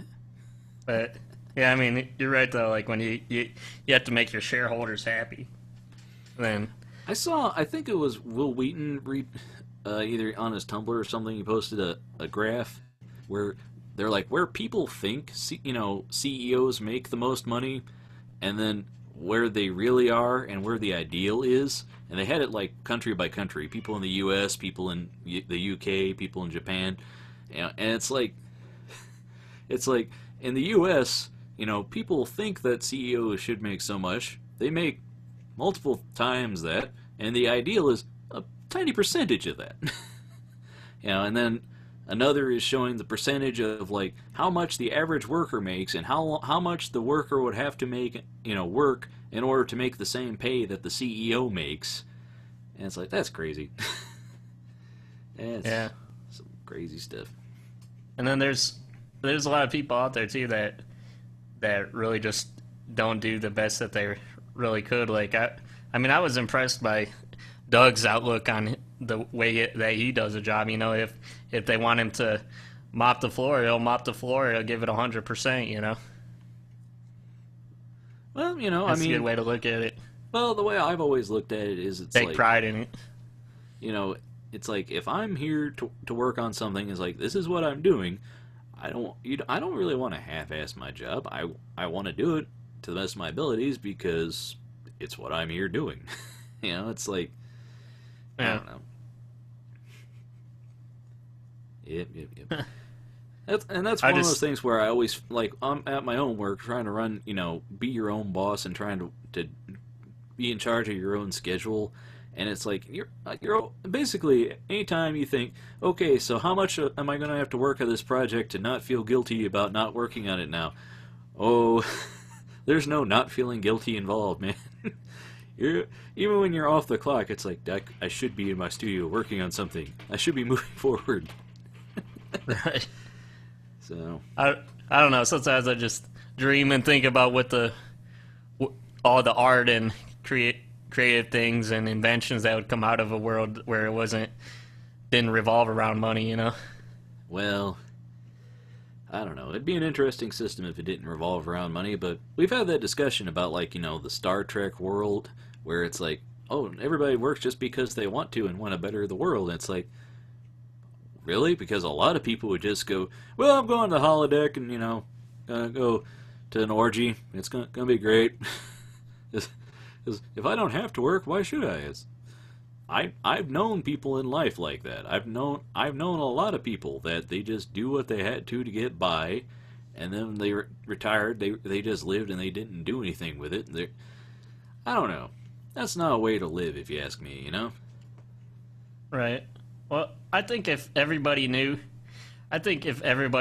was able to really find their passion, and I think everybody has something to dedicate to society. It's just that they really haven't found their passion yet, I'd like to be that, like to say that, and be optimistic about it. But then there are some people, I don't know, man. I wonder what they could be passionate about when, well, they seem to be passionate about drinking.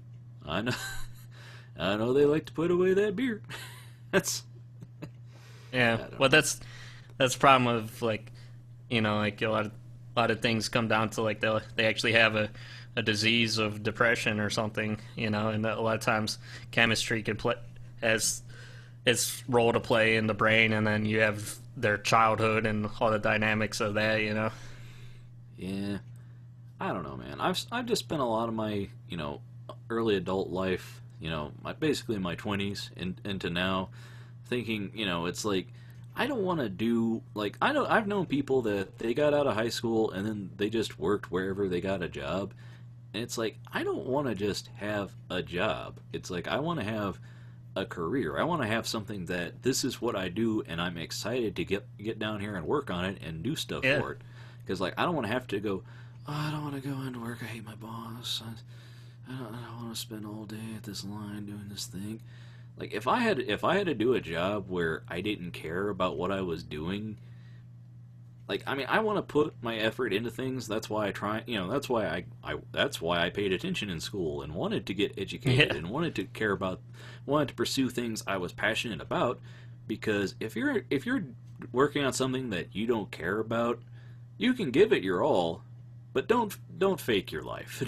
Don't spend 40 to 50 years working for some company doing something that at the end of the day you're like, it means nothing to me. I don't. Right. Well, and it goes back to what I said though before. If like as an artist you have this passion for working on something, which at the end of the day it's to make other people happy and to do things for other people because you're like, hey, look at this, look at what I did, and you at a certain level you want to impress them and you want to make them happy. You want to give them a certain emotion and feeling of happiness or whatever you intend to give them. It's sort of art is like sort of a selfless thing. Well, I mean, with my art and the stuff I've done, it's like I think Wayne White's wife explained it in that documentary, "Beauty is Embarrassing," where he was saying, she was saying, I know why he makes art. It's because he has to. He's compelled. He works hard because like if he didn't, he'd go crazy because it's what he does. And I've known people that like their thing is, with the stuff they make is they're like, this is the kind of thing that I would want to read or I would want to see, and I want to be able to put this out there for other people that are like me that go, yeah, this is what I want to see too. If I ran out and saw somebody drawing comics that I wanted to see, the kind I imagine, I'd sit and go, well, maybe I shouldn't be drawing comics. But then I look at my stuff and I look at what I want to tell in the stories, and then I see what other people are doing. People are doing great work, but I still want to tell my stuff. I still want to have a presence out there, and I want to see what I can make. So. Oh yeah, it's just like with any passion, like I said, if you're doing art or if you're making, if you're into culinary, you have a passion for cooking. You're cooking something for somebody else, or like you're writing a book. You're making it for the reader. It's like just about all passions you could see for people it's usually there for somebody else. It's selfless in a way, and I think everybody really has that in them. It's just that they haven't figured out what they're really passionate about, and if everybody was to be that way, then it would make the world go around, Yeah, I don't know.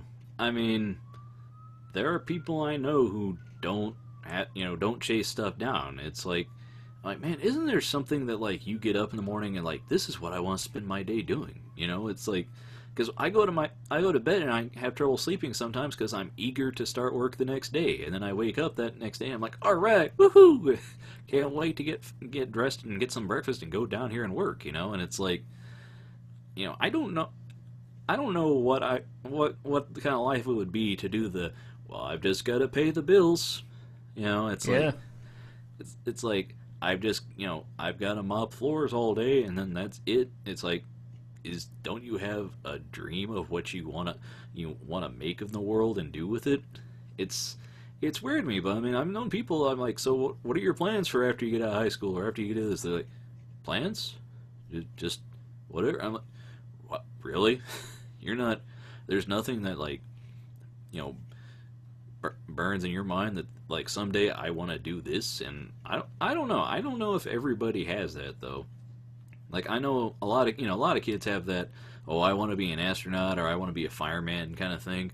But then when you get to like, high school and college age, I mean, a lot of people, it's a big world after you graduate and you have to find your own way in it.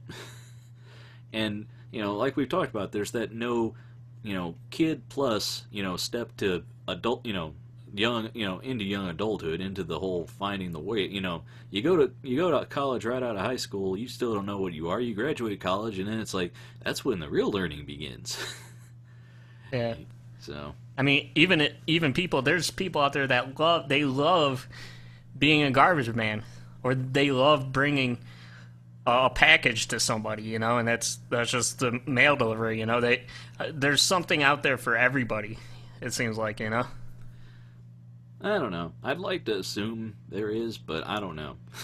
I mean, and it's true, like you said. There's tons of people out there that they're almost like zombies. They just go to work in the cubicle and they come home and they do it over and over every day, and it's sad to see that because it is pretty much they're just going through the motions through life, There's a zombie and they haven't found their way pretty much, Well, I mean, we've had, like I was saying earlier about the whole creation of childhood being a thing of the Industrial Revolution, that like, on the prairie, you didn't have a childhood. Everyone worked. Everyone, fed the buffalo. I mean, killed the buffalo. Everyone fed the cows. Everyone did the work. And then once you get the industrial age and people can afford to take vacation time and afford to dream and work less hours in a day, we're reaching a point, like I was saying, the whole young adult thing of figuring out who you are and what you want to do with your life. And, there's a lot of, self-realization, and it's a very, because, socially and economically, you've got the lower tier of, like, there are people just trying to survive, don't get anything, and they're just trying to pay rent month to month.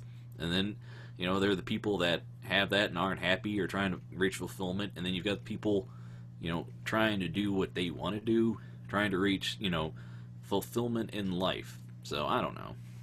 Right. Well, that's because like that probably just goes back to their parents. Or the parents, they didn't really care about what their passions or about their creativity. They're just like, just get a job, Well, I mean, let's be honest.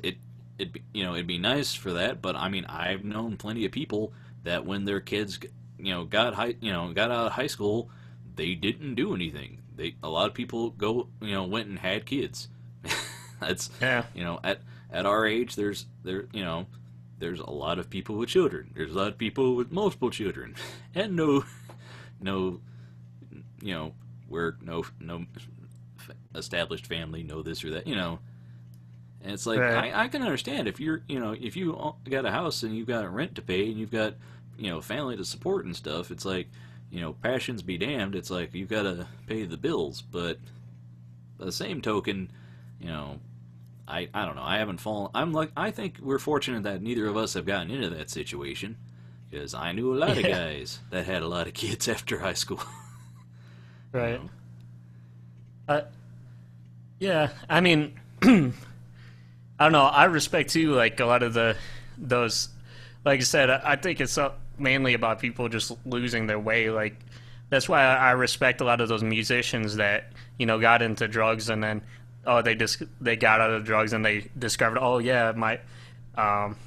it should be all about the music. I really respect that. I don't know, man. I mean, I saw this thing on Tumblr recently about this artist. He was born with cerebral palsy, so he can't hold utensils to make art. It's impossible. but he got a typewriter, and he's learned to use the symbol keys to make lines and all this stuff, and they showed some of his art that he made with it. And you see that, and it's like, there's a guy, he's got this art in him that he wants to put out there. He made a thing on the Mona Lisa with just symbol letter, on the typewriter. And it's like, that to see that, you're like, that'd be grueling for just a person that wasn't impaired. But it's like, that's his tool. That's what he works through. And he cares about it enough. And I saw that, and I was thinking about, we've talked about that artist that has Lou Gehrig's disease, and he draws with his eyes. And then, Chuck Close, who had that spinal artery collapse, and he's in a wheelchair, and he straps his brush to his hand because he doesn't have the finest control, and he uses both hands. And that's like, that's a lot to, he's talked about it before, where he's like, if somebody who didn't have, like, he had there was a video on YouTube where he was talking about his, he had an exhibit that showed his work before he was in the hospital and out, and people were having trouble telling which was which. And he's like, I was fortunate that I'd made enough money beforehand to be able to renovate my studio and make it accessible and hire assistants to help me do things. He's like, but, at the end of the day, it's like, some artists don't have that. Like, if you're just, an artist getting by, and then, you have the same kind of thing happen, that's a lot, he was very fortunate to be in that position, given the circumstances. So. Right. Well, and I understand that, like you said before, about having kids and having to pay off like a mortgage or whatever, and but it's like, for a lot of people, like, when I say like money making the world go around, I mean that for a lot of people, they are just greedy, and there's a certain level of money that you make where after you satisfy all your needs of survival, where it is just excess money, and you're just trying to make more of that. I don't know if I'd say greed with that situation, because in my opinion, if there's basically a law of human nature, at least in our society, is if you can make more money, usually do it unless it involves harming others, or degrading the quality of your work, or things like that. But like we talked on one episode before about one of the guys that was on the show Friends, and he was renegotiating his contract, and people were like, oh, you're making millions of dollars an episode, you can't be happy with that. And they're like, look, he can make that much money now because he's on that show, but what happens if the next project he's working on tanks? And it's like, he might be a millionaire now, but what if the rest of his career is nothing but projects that tank? He needs to grab onto as much money as he can on this opportunity now. That is a responsible thing to do as an adult. You take that money and you secret it away, so you will always live it. Like that guy from Bewitched. He, the first Darren. He had a back injury, and he could barely work after that. He lived on his pension that he got from the Screen Actors Guild, I think, or whatever it was, and they collected cans at a certain point, and a bunch of stuff where it's like, I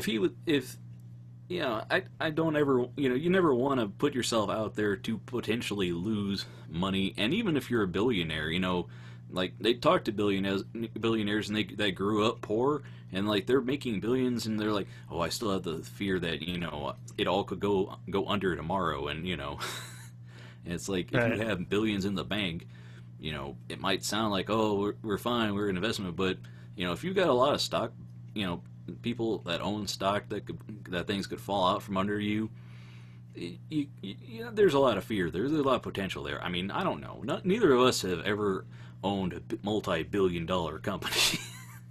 Right. That's an interesting responsibility. I would love to see, somebody in those shoes. Not somebody that just, like, was handed a fortune and, like, daddy's money. I'd like to see, there's more billionaires now than there have ever been.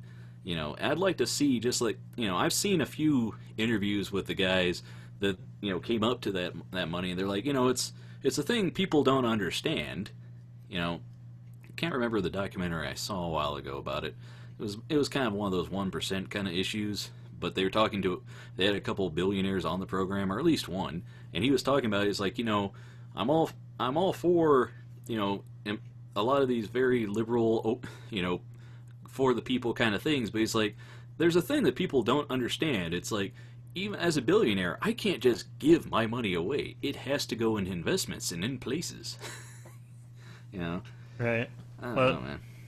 I just think people that just love just to make money and just to have the money, I don't think, like me personally, I know for a fact if I had like $1 million, I would put most of that just in more equipment, like photography equipment, and more towards my passion. I don't care about cars and gold jewelry and stuff, and like royalties type stuff. Well, I mean, Gold there's a hats and difference crowns. there. Like, if I got $1 million, I would put that in investments and securities, and I would make that money make me more money, because as much money that more money that comes in, I can invest in the studio. If I just put it all in equipment, then that's putting a lot of eggs in the basket of, well, I hope the thing I make with this equipment makes me more money back. And I always wanted my money making more money, and whenever I get money, I put it away in a can or in the bank or wherever, and I forget I have it.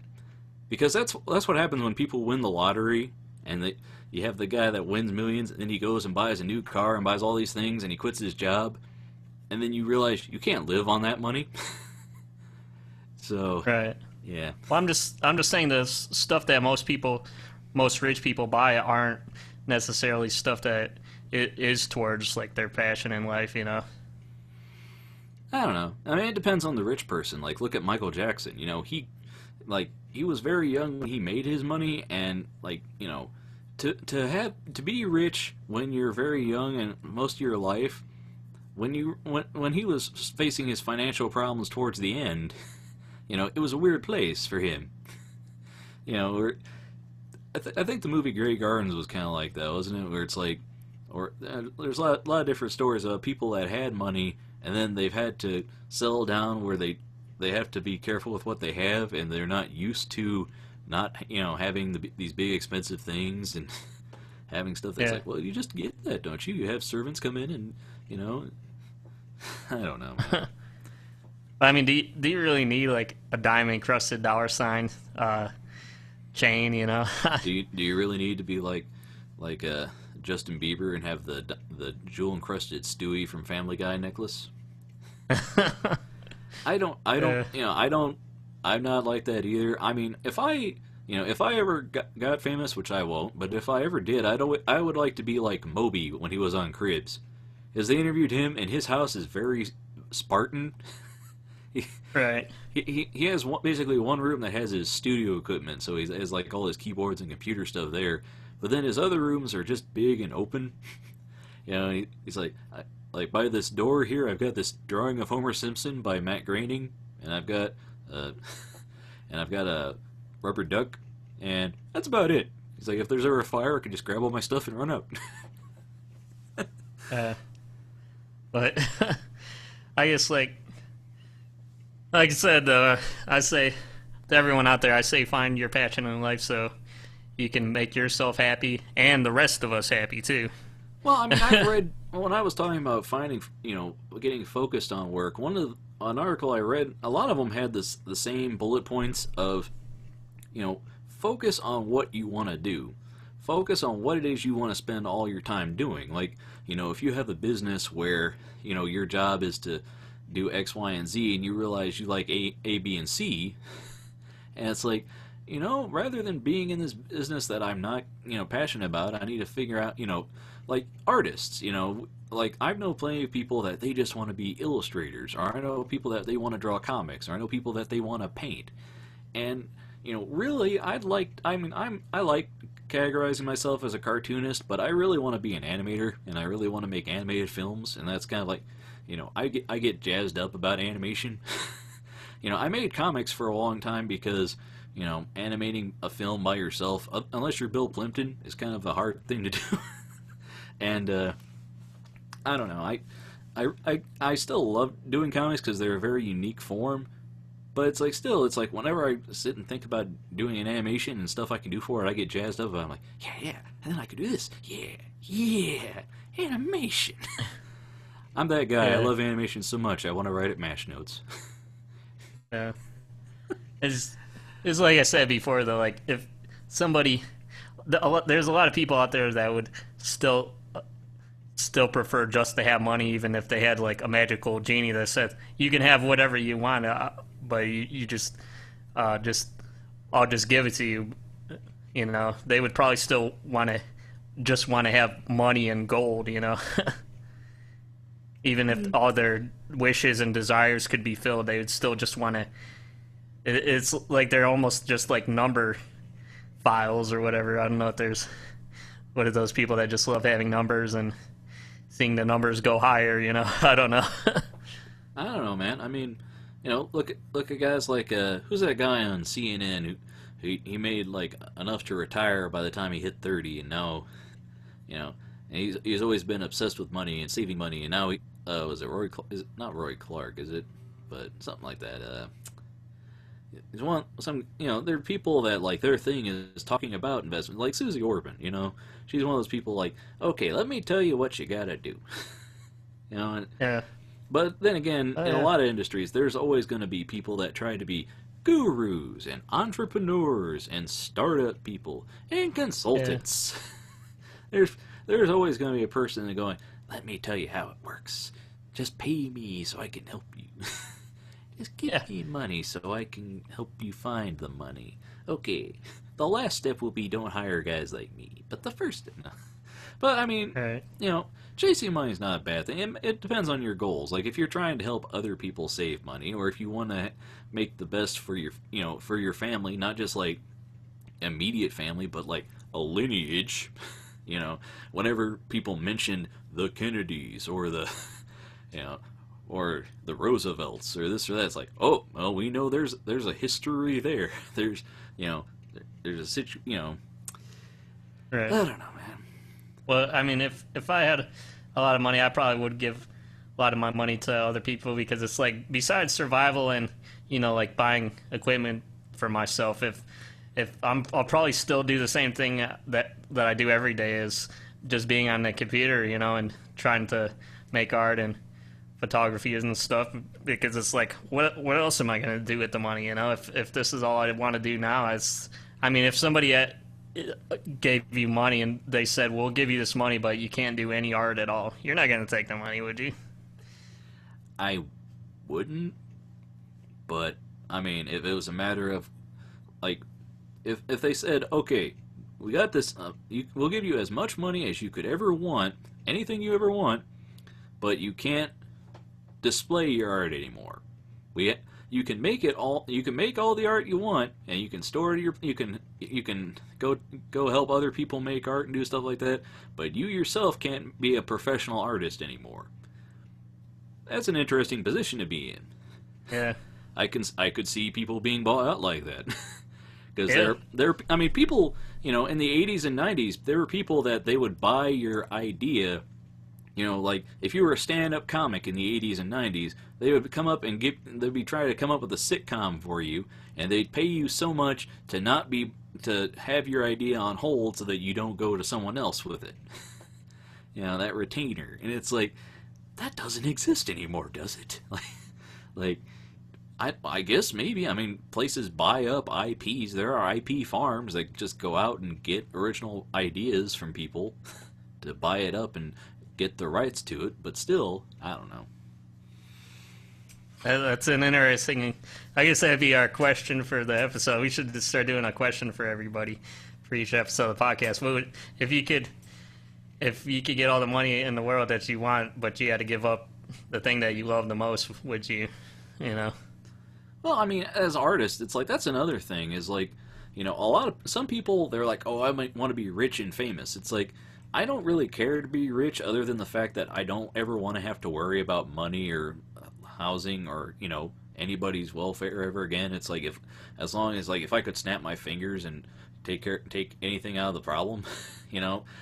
But it's like being famous. I don't care about being famous, you know.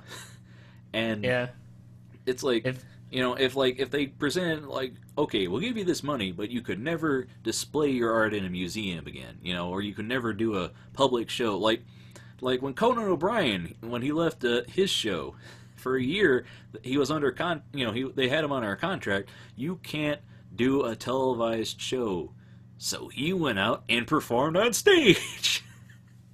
So Yeah.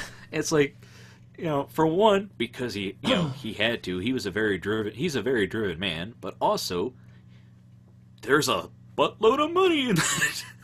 It's like, hey man, you gave up a show that you love doing under principle, and we want to see you.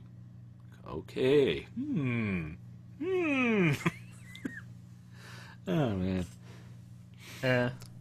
It would be that'd be actually probably a good plot line for like a movie or something, maybe, you know. Well, I mean, there are artists that make their work and never show it to anybody. There's a lot of outsider art, like that guy who I don't know if I've told you about that guy before. He made like thousands of pages long stories about this fantasy world with children and there's like fantasy wars with fatality numbers and these huge stats, and he took illustrations from magazines and drawings and photocopied stuff and did all this crazy art, and nobody saw any of it until right before he died, and then it got published. And it's like the outsider art, you know, and it's fascinating. Like, you know, I recall hearing a story about like two twins that, like, you know, they didn't talk to people, and they had conditions. They tried to kill each other and, you know, and kill themselves, but then they found that they'd done like novels and done paintings and did all kinds of inside art, you know, but it's like it was stuff that they never shared with the world. So I don't know. Yeah. It's an interesting question, though. Interesting. We sort of strayed pretty far off the path of the intention for the main topic of this week, which would probably not be too long anyways. It's just since we did an episode all about Halloween movies last week, I thought that we would sort of talk about, you know, like the art behind, you know, like this, just the art behind making like Halloween movies, like what makes something scary, like how do you portray fear to people, you know? I mean, well, it doesn't even have to of course be there's lighting and storyline and stuff, you know. It doesn't even have to be movies, man. It's like, you know, Edgar Allan Poe, you know, how do you make just text sound creepy? Yeah. You know, or like, you know, Stephen King, you know, there's a guy who's written all his horror and stuff, and it's, you know, he's written about horror and how to write it. And yeah, I mean, I when I was listening to On Writing a while ago, you know, he was talking about, like, he's like, if you want to write, if you want to be a writer, you write. And he's like, I had to do this now that I'm, you know, he's semi-retired. He's only doing 1 million things instead of 10 billion. But, you know, he's like, I had to do all the stuff now when I'm doing all the, you know, when I'm busy now. He's like, I had to write for years when I was, you know, living with my wife and our little kids in like a trailer because we got married and had kids young. And it's like, and, you know, I'm struggling to get some stuff written while the baby's asleep before I have to go change diapers. He's like, if it's what you want to do, it's what you do. And you know, the whole horror thing. If you listen to On Writing, you understand why he's a horror writer, because there's stuff where you're like, that is terrifying. That sounds like something you'd hear on a Treehouse of Horror episode. And, well, yeah. So I guess, but I mean, I think what would be best is if we sort of broke it down to like the different ways to scare people. I mean, we could start with the storyline, and then we could do like the, you know, like if you're watching a movie, you could break it down to like the lighting and maybe the audio and stuff, and then, you know, the graphics. Because I mean, you can scare people with gore and stuff, but that's just one way to scare people. You know, there's obviously more ways. Well, like the jump scare, you know, that's a thing that's outside of the story. It's outside of the element, and boo. Yeah, and it's like stuff that has nothing to do. Like you can make a story that's not scary in a scary way. Like there are plenty of westerns that are frightening. You know, Yeah. and a lot of films that aren't meant to be scary, and then you think, oh, well, that's terrifying now. I mean, it's a matter of how you want to interpret a story. Like this weekend, I watched a movie on Netflix. It was a documentary slash comedy, apparently, according to the description, um, about this museum in Iceland. It's a museum dedicated to the penis, and the guy who runs it, it's about his search for the last specimen he needs for his exhibit, because he has from all these different animals and creatures around the world, extinct creatures, and all this stuff. He's like, but the one specimen he's trying to get is a human penis. And people, you can't just go up and find one.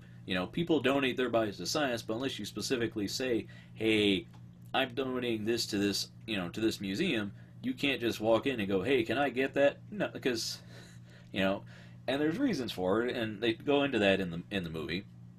And there's two guys who volunteered to donate theirs. One guy upon death, and the other guy's considering cutting it off beforehand.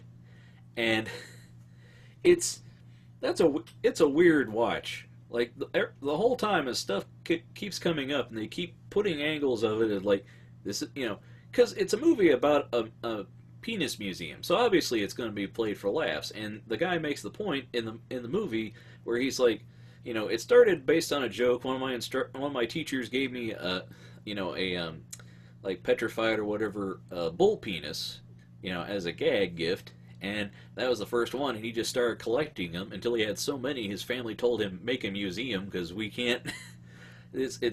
You're putting all this effort into collecting them, and he would sculpt like wood into shapes of penises that could do things. Like he had a thing for his phone, so it looked like he had a dick phone, and he had a full portable mini bar that was in this giant piece of wood shaped like a penis, and the movie, like, it took all these twists and turns where you could very easily, like, some stuff it's just like, what am I watching? What's going on? Like the guy who was thinking about having his cut off beforehand and donating it because he wanted it in prime condition. Like apparently he was emailing the guy who ran the museum, like constantly showing him pictures of it dressed up in different costumes, and he had these plans that he wanted it to be mounted on this particular case in this particular way, and he got like a tattoo on it and all kinds of different stuff. And it's just like, man, the angles you could do with this story, like he talks about in the intro to it.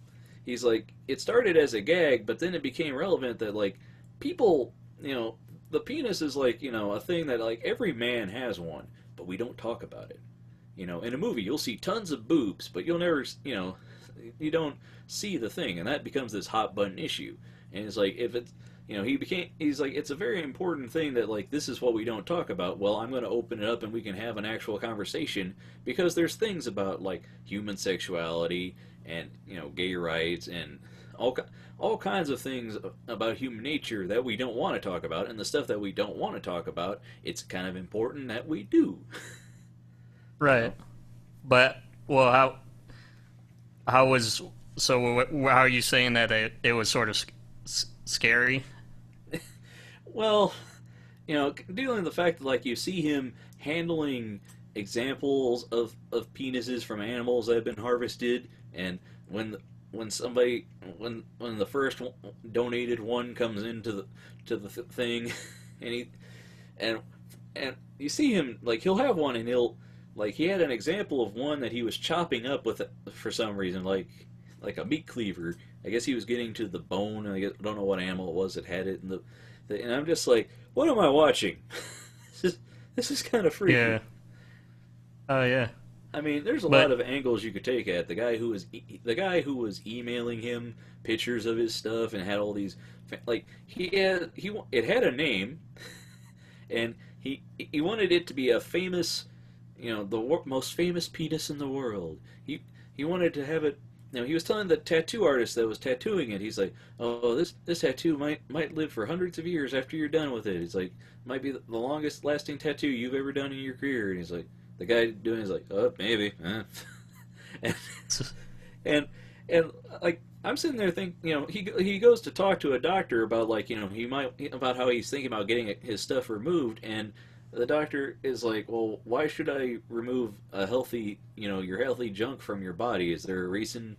And I'm like, sitting there watching this going, he can't really tell her, "Look, my penis has ambitions, okay? It needs to be famous." He actually, he wants to make a comic book with it, and make it Elmo the superhero penis. The super... and... Yeah. So... Well... Yeah. I don't know. I mean, I guess that's sort of like a subtle gross fear, but I mean, I guess I was sort of talking on as far as how to exploit people's fear, like, like that, the Creepshow movie with that monster in the box under the stairs or whatever. Mm-hmm. Just like monsters under the stairs, or you have a room that was supposed to be haunted that no one would go in. Just it's sort of those types of things that exploit people's fear just of the unknown. Like the part of the house that nobody goes to. And that's sort of scary. Or like or the fact that people, like in movies, they actually get you to like the characters, and it's effed up that they end up dying because you actually started liking the characters, and something has an effect on you, Well, I've for a seen, reason. I've seen critiques of that where they're like, the thing about having characters in a movie is you don't have to like a character, but you have to be able to sympathize with them, because then you get invested. Like, you could have a character that is an anti-hero, a horrible, can be a horrible person, but you sympathize with their struggle that they're going through. Now, the thing is, in modern movies, that you can, if you do that the wrong way, you hit a lot of cliches, and you can have somebody who's like, a wife beater and, a drug dealer and all this stuff. Oh, but he has a soft spot for his mother. And that is so cliche and so simple, where the audience could tell you're trying to exploit my sympathies here. I don't appreciate that, he's a horrible person who will assassinate people, but he loves kids and won't kill a child. The simple, like, you have to do things intelligently, and Creepshow did things in an interesting way where it can be, it's a fun, at times corny, like that first story about the Father's Day cake. That one it's goofy and spooky, but it's still fun, and it's played up for laughs, but it's still also kind of like, man, that is creepy. Yeah. Or that whole story with the "I can hold my breath a long time." That story, it's like, it has, he was that guy was Leslie Nielsen. He was a dramatic actor before he was a comedian, and that's how his stuff works. Is like, he can play a bad guy. You buy that he might kill you. Right. He'll make you laugh, but he also might kill you. Oh yeah, yeah. Well, what was that? But I mean, what was that one movie wasn't there a movie where there was like hands coming out from under the stairs or something like that? Yeah, I've seen movies like that. I can't remember off the top of my head. That's a thing that comes in a lot. But I mean, just like, the places that most people don't go to. I guess that's what exploits the fear of the unknown. Like monsters that creep back into the darkness, I guess, and you can't see them anymore. Yeah, under the stairs, and that's why attics are creepy, I mean, so they do a lot of attic stuff. Well, when I was a kid, I remember having a recurring, fear and, like, nightmare, I guess, of like, that my basement would have these clowns in it that would torture me. because there obviously there weren't, and your basement's only so big, there's nothing there that's not, you didn't put there unless a rat or something got in.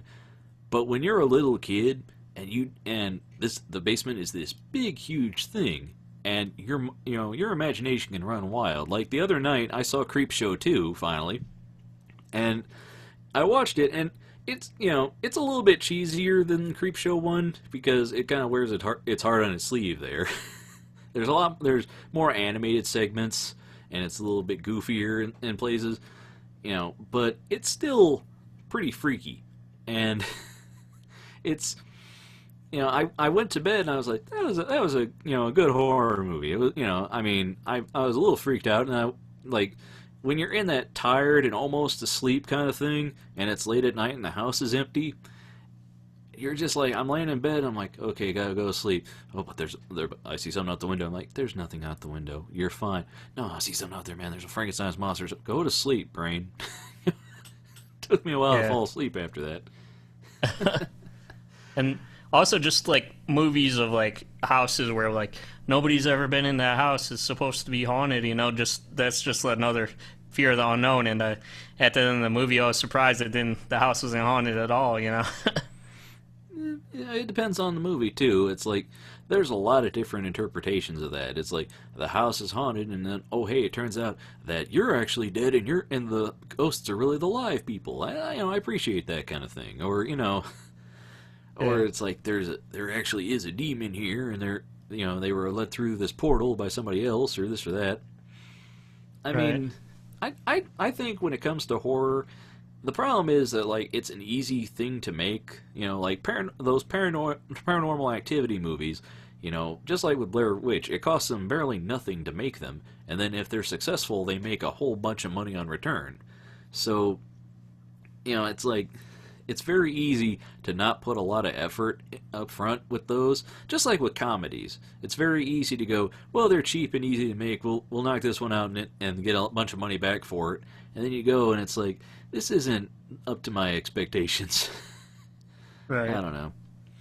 And also, as far as storyline goes, too, there's exploiting people's just like the current events that are actually going on right now, and making the movie realistic too. So where you're like, well, that could actually happen in the movie, Well, I mean, we've had to update how a movie is scary, like as time goes on, because stuff isn't scary to audience anymore, because a lot of it, just like when you see Scream, and and it makes you think about all the bad horror movies you've seen up to that point, because Psycho too. Yeah, well, being scared in the shower, you're vulnerable and stuff, Well, I mean, Psycho was a groundbreaking film in a lot of ways, because it's like you thought she was the main character, but then she gets axed, and it's like now it's this other thing, and it's there's a lot of movies based on that same, what that movie was based on. There's a bunch of other horror stories. I think was it not Jason, but there's was it Halloween based on that, or I don't know.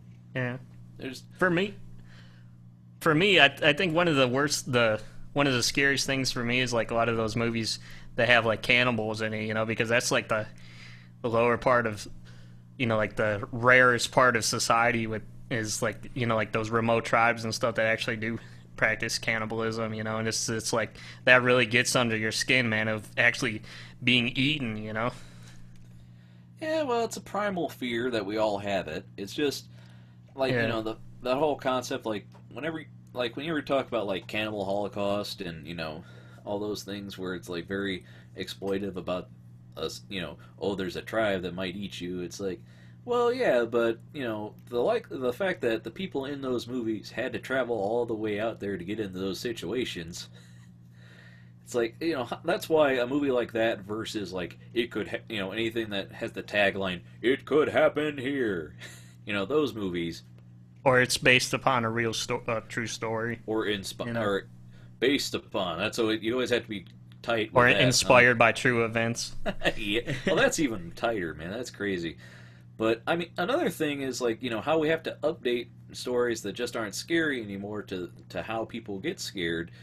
A movie can become dated if you put a lot of things in it, like War of the Worlds with Tom Cruise. I saw a review of that by the Nostalgia Chick not too long ago, and she's like, it plays very much like a right after 9/11 kind of movie, because everyone's comparing the aliens to terrorists, and everyone's really terrified of the attacks and all this stuff, and and it's like you see it now, and it's like, oh yeah, we were kind of really really terrified, and Yeah.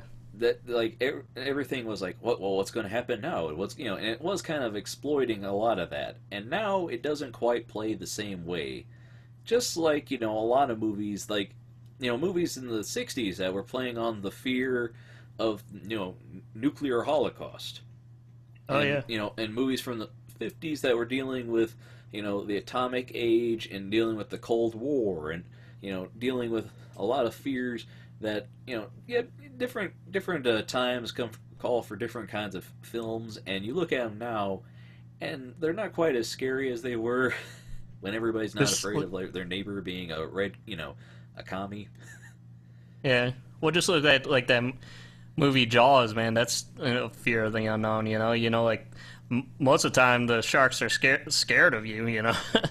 Well, Jaws works on different levels because it's about it was like Birds. It was one of the first nature revolting kind of films where nature comes after you. And it's like, Yeah. and also they had to play up on the whole unknown thing because the robot shark kept failing, so they just didn't show it, and it was a lot of suspense. So Right. Um. But yeah, I mean, it's like also like we were talking about last week after the end of the show, where it's like, I mean, when you only show like just enough to make somebody scared, that could be effed up too, because it's just like you said, like with the guy hanging or swinging or whatever last week. I forget what you said. Or is it just shows something and it's effed up. well, I mean, stuff Where is it implies. implied. Well, Yeah, like, it's a lot of implied fear-based stuff. well, I mean, it goes that way with a lot of things, with comedy, with sexuality. Like you could show straight up nudity, or you can imply. And Yeah. when something is implied, your mind fills in the gaps, and you've made a better idea of what it is in your mind. And that's why whenever they do a prequel, and or a sequel of something that everyone's made up in their minds of what it was supposed to be, and you see it, and it's like, I'm kind of disappointed because that didn't make work with the movie in my mind. The one in my head was better. Right. But yeah, I mean, so I get that's a lot of stuff with the storyline, but also I wanted to talk to you about like the actual visual part of it and audio. As far as the audio, like a lot of like sudden noises, that can actually physically just make somebody jump. And then you have like the music like from Jaws, Donna, Donna, and then there's a lot of music where the music isn't necessarily scary. It's just like it's sort of like annoying to your ears, where it's like you're like, oh man, I wish this music would stop already. It's actually annoying you, and that disturbs you a little bit, I guess. Well, in John Carpenter's The Thing, they had that driving bass, boom, and it's just like that synth and stuff where and it's like just pounding, pulsating beat, and it makes you uneasy because you're just like, Yeah. what is this? What's going on? And it makes you on edge outside of the events in the film. So, And then you just have when you hear actually people like screaming in pain and stuff, that actually messes with your mind too, or people crying. well, and then some movies, it depends. Like, it can be kind of overdone in some films today, but like when a movie all of a sudden cuts the audio, when everybody's, when a tragic thing happens and everybody's screaming, and all of a sudden silence, and you just see one person sitting there going, that kind of thing. That is creepy as hell. When used right. That's the thing. Is like any tools in the creepy story bag can be overdone and used improperly. Where like if you do something wrong, it can become a hilarious parody of itself. Yeah. And then, I saw a parody of Jaws that was about a lawnmower. And yeah, a killer lawnmower, and it was trying to be a parody, except it didn't quite it played itself, I guess, a little too straight. I guess we're watching it, and it's like, can we get some jokes? I mean, this is basically Jaws on a golf course with a lawnmower. I dry. Well, for a lot of movies, it's just like, I mean, a lot of the creatures, like there's a monster or whatever in a movie, it's pretty hard to make them sound scary, but when they do make it sound scary, it's sort of creepy, like if they have a modulated voice or if it sounds like a demon or something. But a lot of times they just choose from, like, they just make it like a tiger or lion growl or something, or a dog's growl, or sometimes they even just use like a cow, like a bull. Yeah, it's all on how creative you get with it. Yeah. As far as video wise, like I said, there's you can have, well, first you can have like how they did in the Blair Witch Project at the end. You see the person that was like impaled or whatever, but it was at like a weird Dutch angle. You could use the weird angles and stuff to make it look creepy and weird. So that's just the cinematography of it. And then there's like certain camera movements and stuff that could be weird and uneasy. It could make you sick, for some people, I guess. I don't know. And then you could have like flashing things that almost make people go into like a seizure almost with the lighting, Dun dun dun dun dun dun. I don't know. And like where you ever see it where it's like flashes and stuff, in some horror movies, I don't know. Like that's why a lot of times they have like, isn't that why like they have like a lot of, it's scary if it happens during a thunderstorm, Yeah, it depends. I mean, you see the flash of lightning on the monster's face or something. Well, yeah, the monster always happens to show up when there's a crack of lightning. How convenient. Yeah. Yes. So it's just things that mess with you and disturb you. It's, you don't want it to be calm. You could if you're trying to go for that, but if you're trying to make it exciting and disturbing and crazy, if you're trying to make craziness happen, usually flashes and visual craziness going on, it could help, I guess. And then there's also, like the lighting and stuff. You have some, I remember from like the Beetlejuice movies and the Creep Show, they'd have some weird like bluish or red or green lighting. A lot of times horror movies have like green in the lighting or red for symbolizing blood and horror, Yeah, I mean, it depends. Like, they nowadays movies tint the color of things. Like, The Matrix, they tinted, the real world a different color than they did inside. Yeah, the color Matrix. grading. And then, you can take that back to like, What's Opera Duck, that cartoon where they had like magenta shadows and lights, and he was trying it out and being artistic, and like the studio, some people in the studio were just like, what's going on with this? It's like, don't worry, man, it'll work.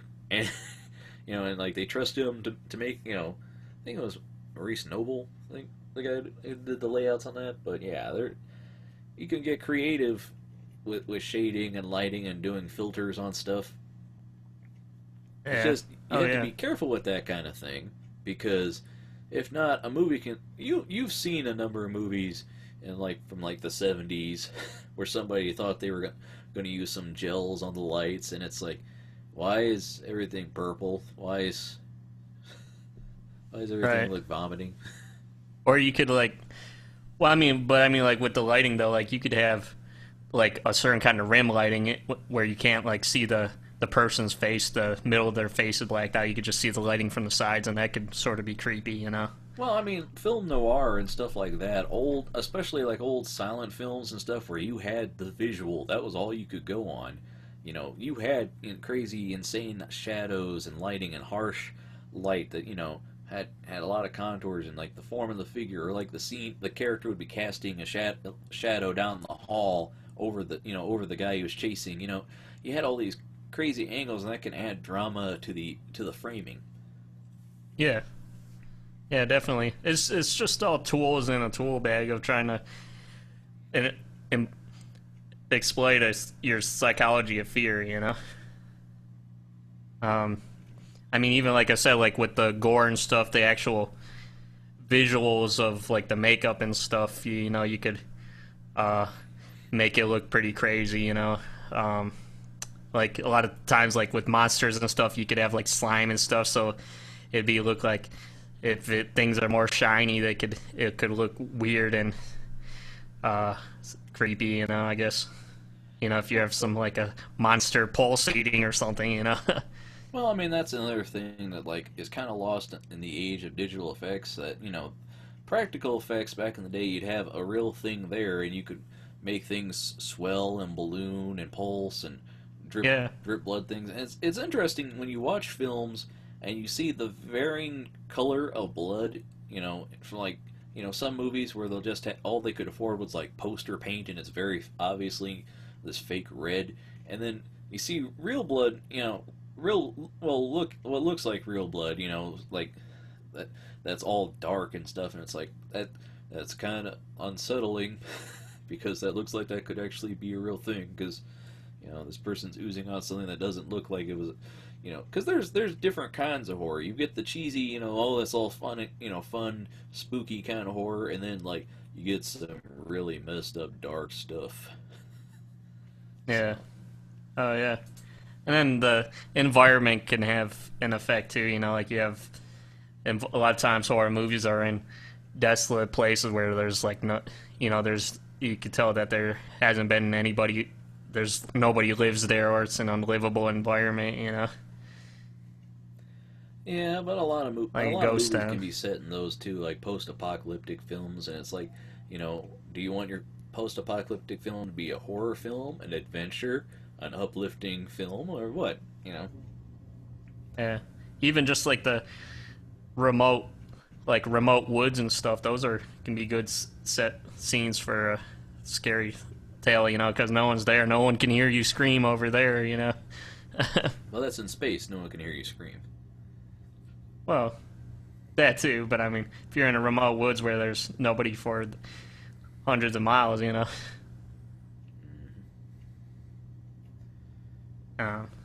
But it's just, you just got to be creative, with your arsenal of. See, that's the thing is, that's why I think it's good that we took like at the Art Institute of Pittsburgh. I think it was good that we took a psychology class or two, because you actually have to learn. You have to be a psychologist in a way with art and filmmaking, and cartoons. Well, it's a matter of like how this shot can affect you. I mean, a lot of times when you frame a shot, it could be, am I framing this from the character's perspective, or are we seeing the character's reaction? And you have to be able to realize, does this put the person in the frame, and are they viewing it and feeling it more so than the character? Like if you've ever read Scott McCloud's Understanding Comics, it really goes into how we read comics and what the language of visuals and everything. And one thing he talks about is in Japanese manga, how like they'll have these beautiful detailed backgrounds, and then the characters will be very iconic and simplified. And the idea with that is that the character is a mask for you, so you're the one walking around in this lush illustrated background because you see the world through the character's eyes, and you imagine yourself in their place. And it's that kind of thing with film too. It's like when some people get out of a film, they go, well, that was a wild ride because they were along on it, or at the end they're like, we believe this, or we got this out of the experience because we're in the character. You want to be, the characters can be sympathetic, and you gotta sympathize with the character, and then at the end of the movie you're raising your fist going, yeah or no, because you sympathize with them. And in a bad horror movie, if you don't sympathize with the characters, if everyone's a jerk and you don't care if they die, well, you're hoping to get some ironic fun out of it. Like you said, like with the Human Centipede movie, it's like you're like, well, they deserve it. Well, they're going out of their way to put themselves in a situation left and right. There's like stuff where I'm just like, you could have very easily gone back to something else, and you very easily could have sidestepped this, and now you got your face stitched to your friend's butt. Well, of course you did, because it's like I wouldn't have done that. I wouldn't have gotten myself in this situation. So, yeah, I mean, even something as basic as like the color scheme, like you said, like with the tinting and stuff, or just the lighting, like that's why like one of our first classes at AIP was color theory. You learn how to make the complementary color scheme that can be more dramatic. Or either complementary, or sometimes you can have one that they fight with each other, and that can be Yeah. a pointed tool if you're trying to go for that. So. Right. Like I always found the weirdest one is like red and green. Like if you have red and green lighting, that's always weird and more science fiction-y, I guess, Yeah.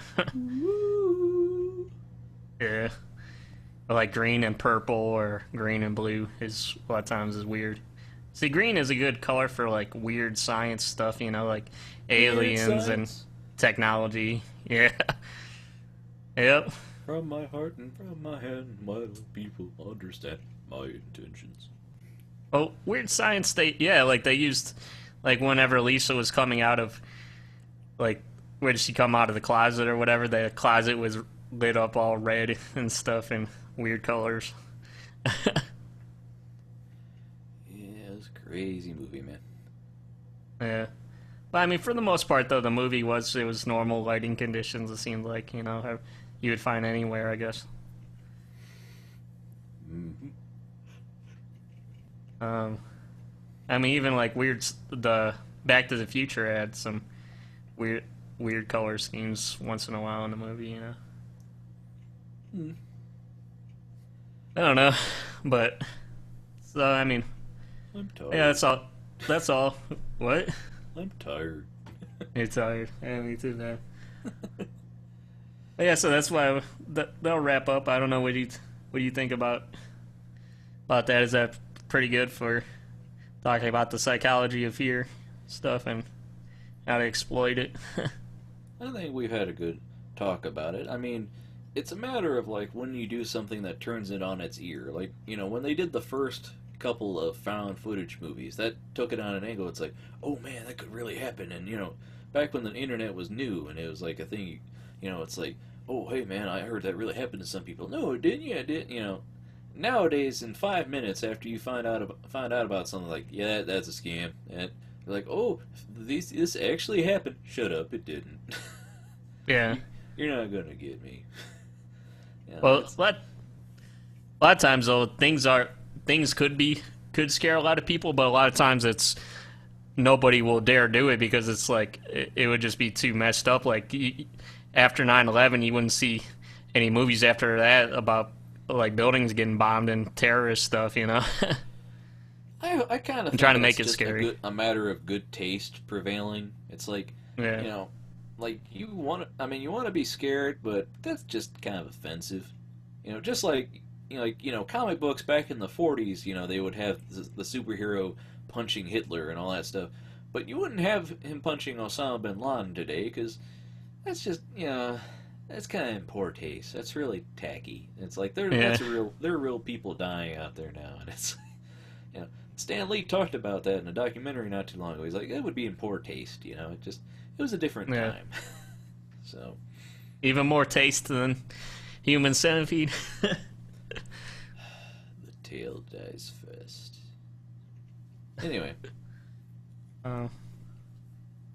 So, But yeah, trivia.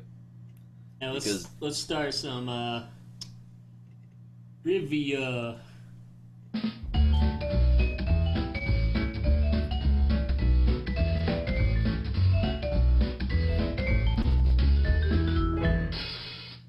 Trivia with Ian. Hatcha.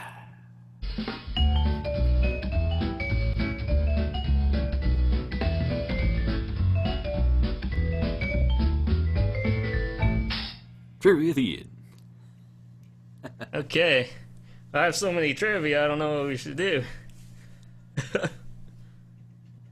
Well, just close your eyes and pick one. Okay. About.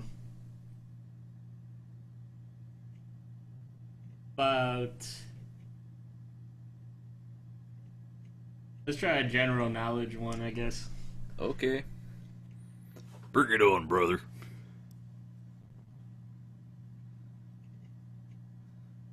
Yep. Because you know I'm coming for you, brother. Well, obviously, if you're not coming for me because I'm not black, I guess.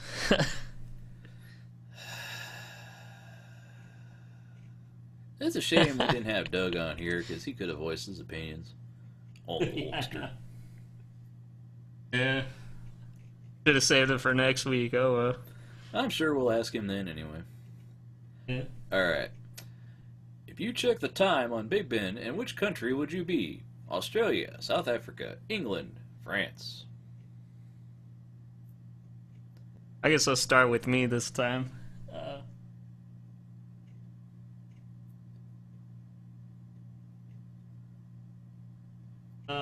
Do do do do do do do do. Isn't that? I'm gonna say it was. Isn't that England? Well, yeah, it'd be England because that's where Big Ben is, but I believe that refers to the bell, not the clock. Right. But whatever, it'd be England. Yeah, it was England. Yeah, obvious answer is obvious. Okay. This is obvious as a troll. The cross between a lion and a tiger is called Jurley, striped mountain cat, no such animal exists, or liger. Is my answer? Yeah. Well, Napoleon Dynamite would tell you it's a liger. I believe, I think they made him actually, so I'm going to say liger. Okay. Yeah, I'll just go with you on that. Yeah. We would be correct. Hooray. And on the next one here. Hitler was born in Poland, Germany, Austria, Ukraine. Dude.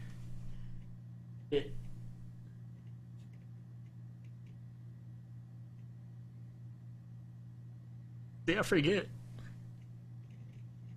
No, Arnold Schwarzenegger was born in Austria. They said Hitler, not the Terminator. Doo doo doo doo doo doo. I'm gonna say Poland. Well, Hitler was born in Austria, and they invaded Poland right when the war started. Okay, well, you probably win that one then. Well, let's find out. And the answer: Yeah. Austria. Got it.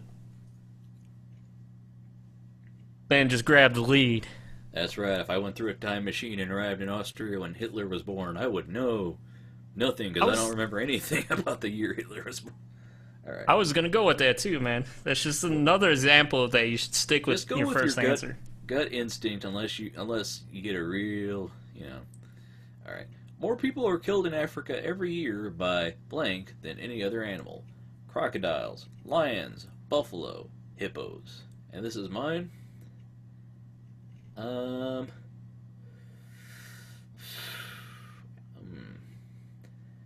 I'm gonna say it's either buffalo or hippos. I don't think, are there buffalo in Africa? I don't think so. I know there's. I'm gonna say hippos because I crocodiles. think most people don't realize how dangerous they actually are, and I think I recall hearing about this. I'm gonna say hippos. Yeah, that's what I was gonna go with actually, because hippos are very dangerous, and a lot of So people are don't know rhinos, that. and it's like you never think about it because nobody would mess with them until some guy jumps the zoo, the fence Yeah. at the zoo. The answer: Hippos. hippos. All right. The biggest selling music single of all time is Billie Jean, Feed the World, White Christmas, Candle in the Wind.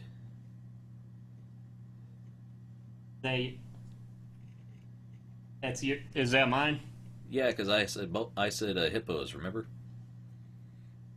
So that's yours. Okay.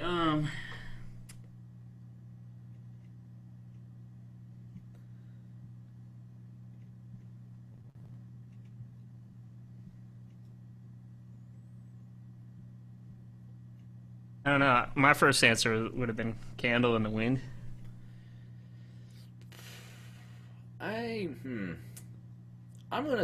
Of all time, see that's a clue to me because Candle in the Wind says 97, so that has to be of a certain date. I'm gonna say White Christmas because if it's that's the only one that's timeless out of all those, like the further you get from Feed the World and Billie Jean, Yeah. I'm gonna say White Christmas. I think every year it'll make more money than the others. So, and the answer. Yeah. Candle in the Wind. Boo! I get called back up now. Oh. Alright.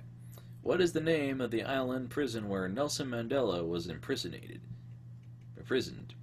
I am tired. I'm making it work. Imprisonmented.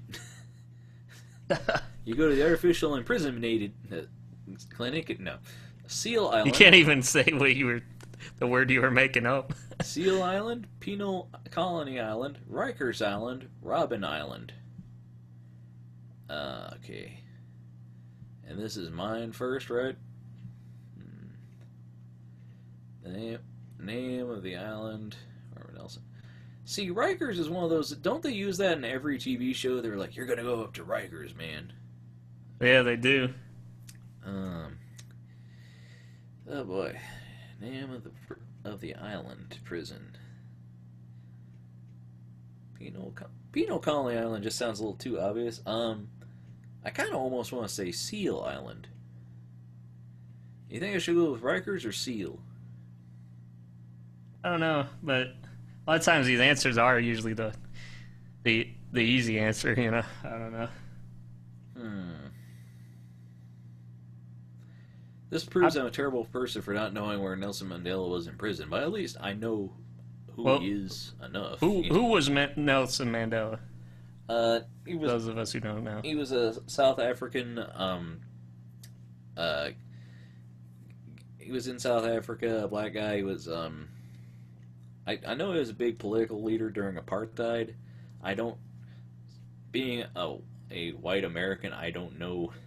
Like, I try to learn more about these things, like, I don't know. I mean, even when they make the historical movie, a lot of those movies are, like, you kind of need to know the story. Like, when they made Ali and Gandhi, like, I went back to watch Gandhi after I got out of school, because it's like, okay, they made us watch this in school, and I didn't quite get it then. I watched it and go, I really don't know what's going on for a lot of that movie. unless you're following the politics, it's like, I don't know what's going on for a lot.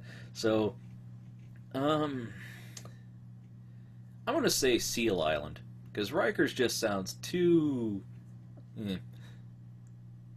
I was originally going to go with the Rikers, so I guess I'll stick with it. We'll see who gets it, I guess, Alright, and the answer. What should be Robin or something? Like I say, you're going with... I'm going with Seal. Kiss from a Rose Island. And the answer. Oh, Robin Island. Robin Island. Oh, well, we did all that. We did all that rigmarole just for that. Well, we're having fun and we're tired. So very tired. I'm imprisonment rated. What is a GNU? A character from Lord of the Rings, a highly venomous snake, a kind of antelope, no such thing. And I believe this is yours. Yeah. Well, actually, I thought GNU was like a license type thing. It is. So, I mean... But I guess they're not saying that stands for any of that type of stuff, so... No such thing. That's just got to be a red herring right there.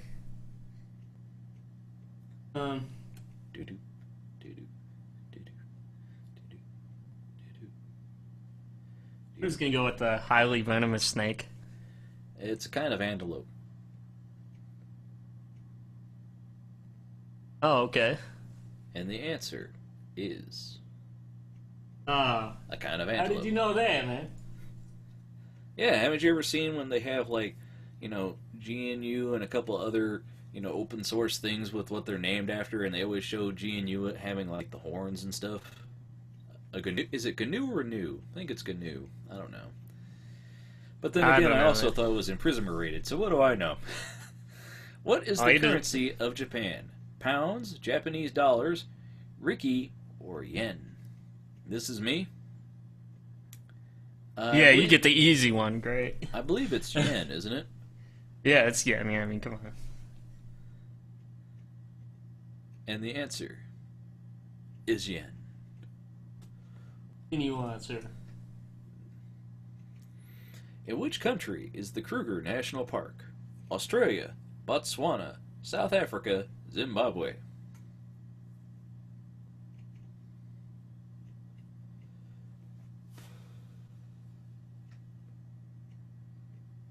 I'm gonna go with Australia myself. And is there any reason you're going with Australia? Well, that Because sounds more of like an. That sounds like more of an English type name. Usually a lot of countries you can recognize it as being like a certain type of it. I'm gonna go with Australia as well. It's like if you have, I don't know if you have more of like a African type, like Zimbabwe type name or something. I don't know. Well, I mean, it kind of sticks out because you got Botswana, South Africa, and Zimbabwe. Those are all fairly similar countries, but then you get Australia. Yeah. Okay. I hate to say they're all fairly similar. South Africa. Well, I mean, the thing is, I didn't know anything about Kruger National Park, so it was a shot in the dark. I was just going with the most different answer. All right. Who was Harry Houdini? An ace fighter pilot in the Second World War. Harry Potter's cousin. A famous escape artist. Or D. The richest man in the world in the 1920s. You get another easy one, man. Jeez. A lot of people want to remember Houdini as a magician, but he was mostly an escape artist and also a debunker of snake oil salesmen and the like. Well, he was also a debunker of psychics too. Well, that's what I mean. Snake oil salesmen, psychics, basically scam artists. But I'm going to say a famous escape artist. Yeah, because that's what he was. He did all the straitjackets and stuff. He hung upside down in a straitjacket over the city, didn't he? Think so. Yeah. Yeah. A famous escape artist. All right. What is glass mainly made of? Crystals, highly compressed water, sand, plutonium. And this is your call, isn't it? Yeah, I'm going with sand. Yeah, I'm also going with sand. Wouldn't it be great if it was plutonium? If all our windows just went wom, wom. Then my desk should have killed me by now. Then. Well, in Minecraft, you make glass by melting sand. So the answer is sand.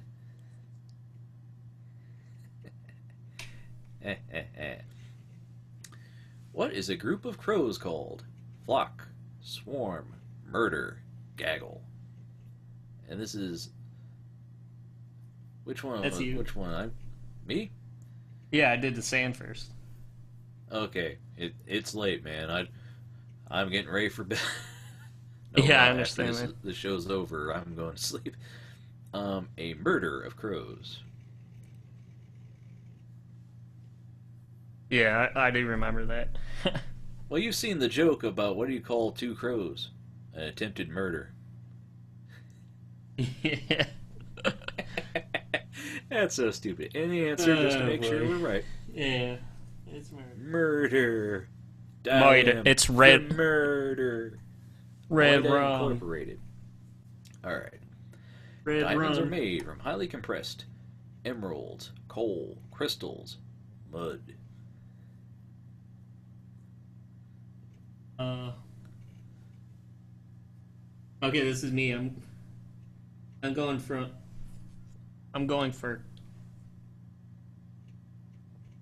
Cole. Yeah, because that's the answer. I mean, you've seen Superman when he picks up the coal and goes, okay, I got a diamond. Coal. Alright. And coal is made of dead dinosaurs and other creatures. Alright. Who founded Motown Records? Richard Branson, Berry Gordy, Don King, Michael Jackson. This is me, huh? yeah. Gotta get a hard one now. Well, not really. I mean, Michael Jackson was signed to Motown Records, so he didn't found it. Don King is a boxing guy. Yeah. So it leaves it down to Richard Branson and Berry Gordy. I feel bad that I don't know this one. I mean, I've probably heard it in 1,000 documentaries, because I watch a lot of those. And I like a lot of records, you know, Motown artists and stuff. Branson or Berry Gordy? Oh, this is a tough one. I told you it was a tough one. Well, it's tough, but it's only two options. I'm going to go with Berry Gordy. What are you going to go with, Ian? I was going to go with Berry Gordy because That name just sticks out to me, I guess. Alright. And the answer? that's Berry Berry Gordy! Yay, we both won a big one. I feel terrible. I don't remember. Oh well. Who played the lead in The Last Boy Scout? Sylvester Stallone, Vin Diesel, Bruce Willis, Bruce Lee. And this is me. Well, I don't think it was Bruce Lee. That's Boy Scout. I think it was Vin Diesel.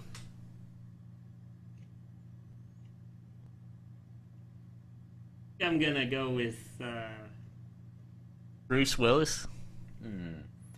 Yeah, I'm going either Stallone or Willis. I'm not sure. Like, I know the thing is, I know of that movie. I've never seen it, and I think it's about like either about one good cop in a bad cop neighborhood, or I don't know, one of them being a good guy in a bad situation. Yeah, that doesn't sound like a Sylvester, like a Stallone film, though. Usually Stallone doesn't do cop type things. What do you mean he doesn't do cop movies? He's been in, like, off the top of my head, think of like 4. I mean, Well, he's played the character of a cop. Well, I mean, he played well, let's see, there was that movie Copland, but he didn't play a cop in that one. Then what was that one? There was another movie I know where he played a cop and he had a really bad mustache. I don't know. I cannot remember the name of it now. I see Bruce Willis as more of like a, like he's more of a universal actor for roles, I guess. I don't know. I'm gonna go with Bruce Willis too, because if Stallone was in it, I'd probably know it. And Yeah. Willis has been in like everything. So. all The right. answer. Since we rationalized the answer down here, let's see if it even mattered. And the Yeah, it was answer, Bruce Willis. Bruce Willis. I like how we rationalize it down to where we both agree on the same answer anyway. Alright, what is the abbreviation of the word court? O-T, C-O-R-D, C-T. Oh boy, this is me, isn't it? Yeah.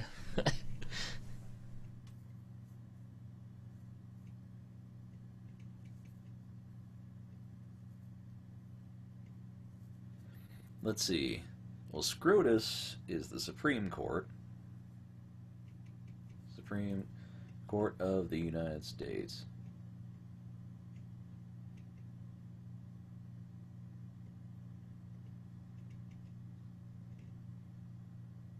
There's no CR.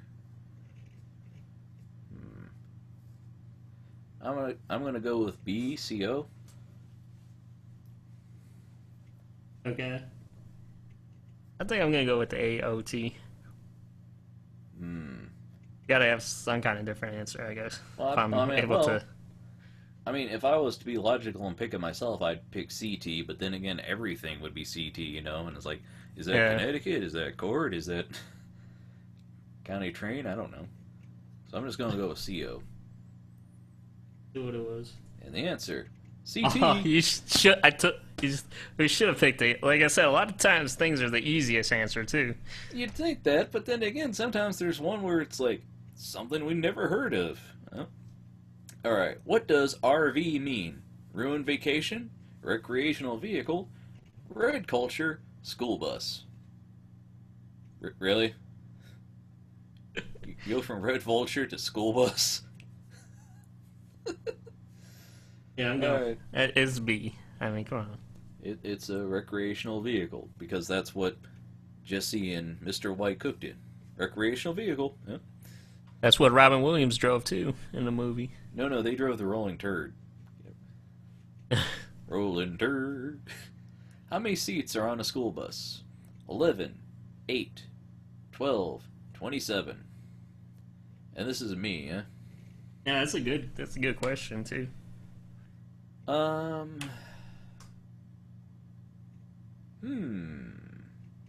Well, it's got to be an even number, correct? I mean... Well, yeah, because there's no seat on the other side of the driver's, because that's where the door usually is, so yeah. Well, But I was going to say, originally, a school bus would have the back seat, but then that was split into two because they've got that emergency exit door. But now you're saying that there's the driver's seat up front. Well, no, actually, it's got to be longer than that, because if you have two seats per row or whatever, then that would only be 6 seats long, and it's got to be longer than that. So if you divide 27 by 3, that'd be or by 2, then you'd have 13. So 13 seats long for a school bus doesn't sound bad. So it's got to be the 27, then, unless if it's a special bus, I guess. Yeah, now that I think about it, I think the average child seating is 26 because they never talk about the driver's seat, but technically that is a seat. So I'm going to say 27. Yeah. All right, the answer. Let's just both be wrong. What should be 8 and something stupid? I wonder what the special bus would be then. Huh? If the normal bus is 8 seats, then the special bus would be... Well, I don't know. The answer is 12. Ian, what did you do?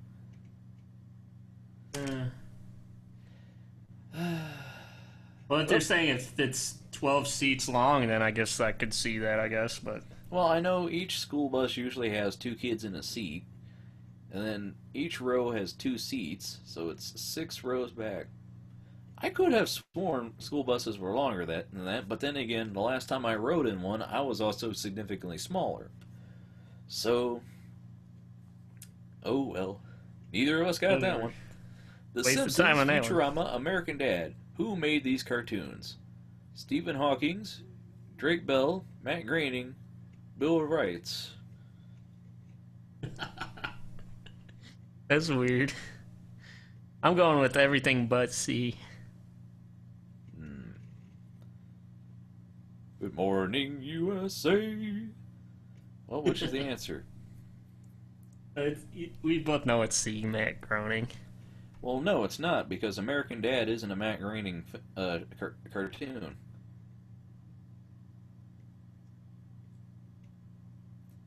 Matt Groening's a Seth MacFarlane joint. I mean, American Dad's a Seth MacFarlane. Yeah. Well, so you're saying it's... So who are you saying it is? I'm saying it's got to be somebody who is like a producer or on some level connected with all of them.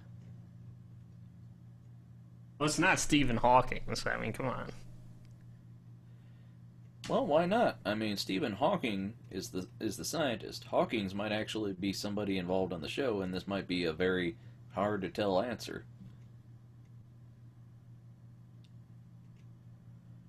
I seem to recall hearing this question a long time ago somewhere, but I cannot remember where.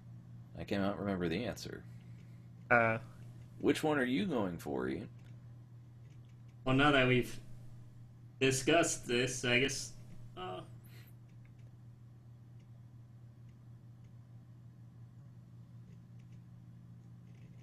I guess I'll go with.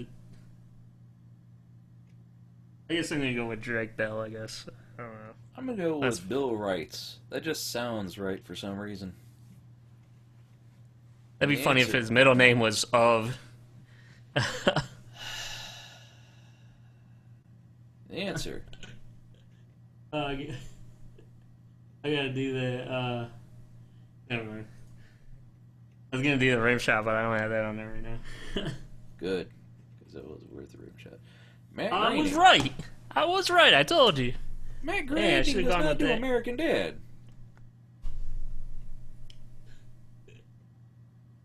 We're gonna have to wiki this. That's just.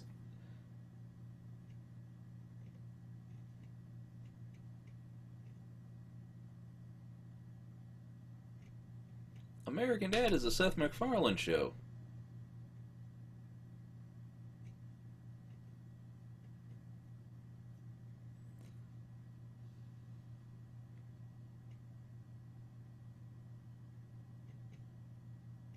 Futurama.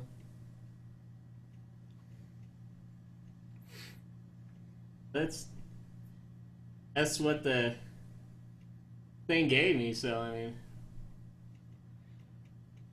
Well, the thing's wrong. well, I mean- okay, well that's what it gave me. Let me research these other names then. Well, let's see. I'll Google it. Matt Groening and Dad. Okay. And no, all I'm saying is Simpsons and Family Guy creators. No. No, all they're talking about is the Simpsons Family Guy crossover, but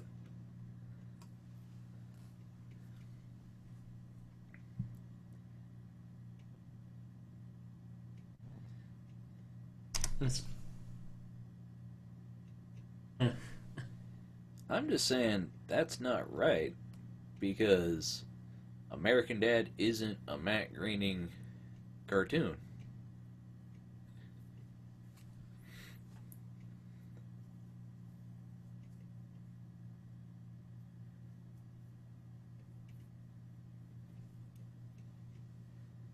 I'm going to say nobody should get that one because that's very clearly not a right answer. No, actually, I think it's probably gonna be Drake Bell.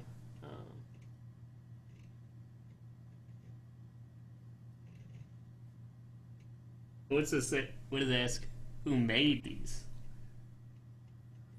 Well, I could understand if it was some, Fox executive, but I mean, just Google those names in Fox,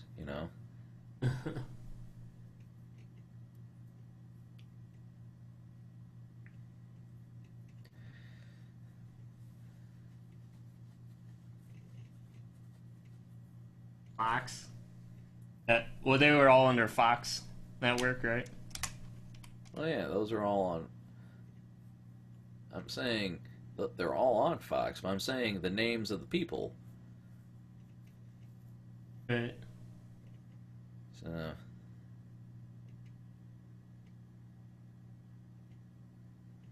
I don't know. I'm saying that's not right because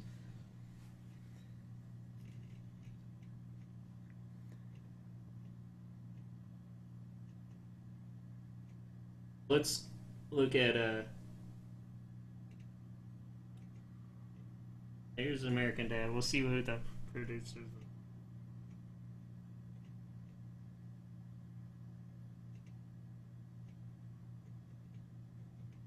see, created by Seth MacFarlane, Mike Barker, and Matt Weitzman. That's a trivia question by somebody who doesn't know what the hell they're talking about. Who made these shows? They're not. No, who made them?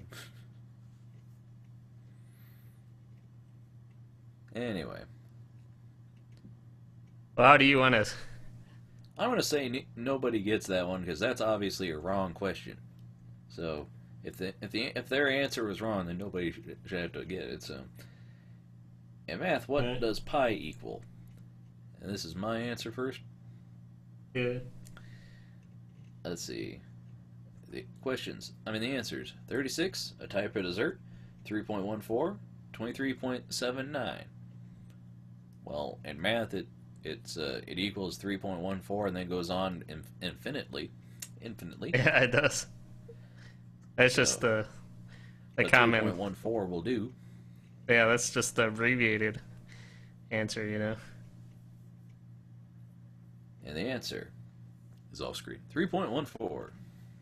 And They said that... I saw something in the news like a little while ago where they said there's an even better number that represents that than pi does, I guess. Yeah. I don't know. Let me think, because I saw it on a SourceFed a while ago.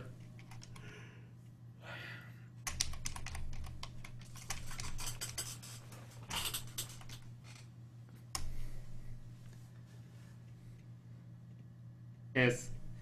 Said, no, really, pi is wrong.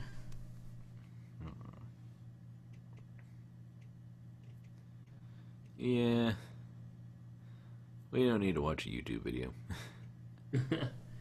That's alright. I understand the idea that it's better, but then again, I've seen people on Facebook getting outraged at the whole concept of Common Core. So, like, no, this new way is more hassle than the old way. And I'm like, I don't care. I don't have to take basic math anymore. It says tau, uppercase T, lowercase t. Greek, tau is the 19th letter of the Greek alphabet. In a system of Greek numerals, it has a value of 300.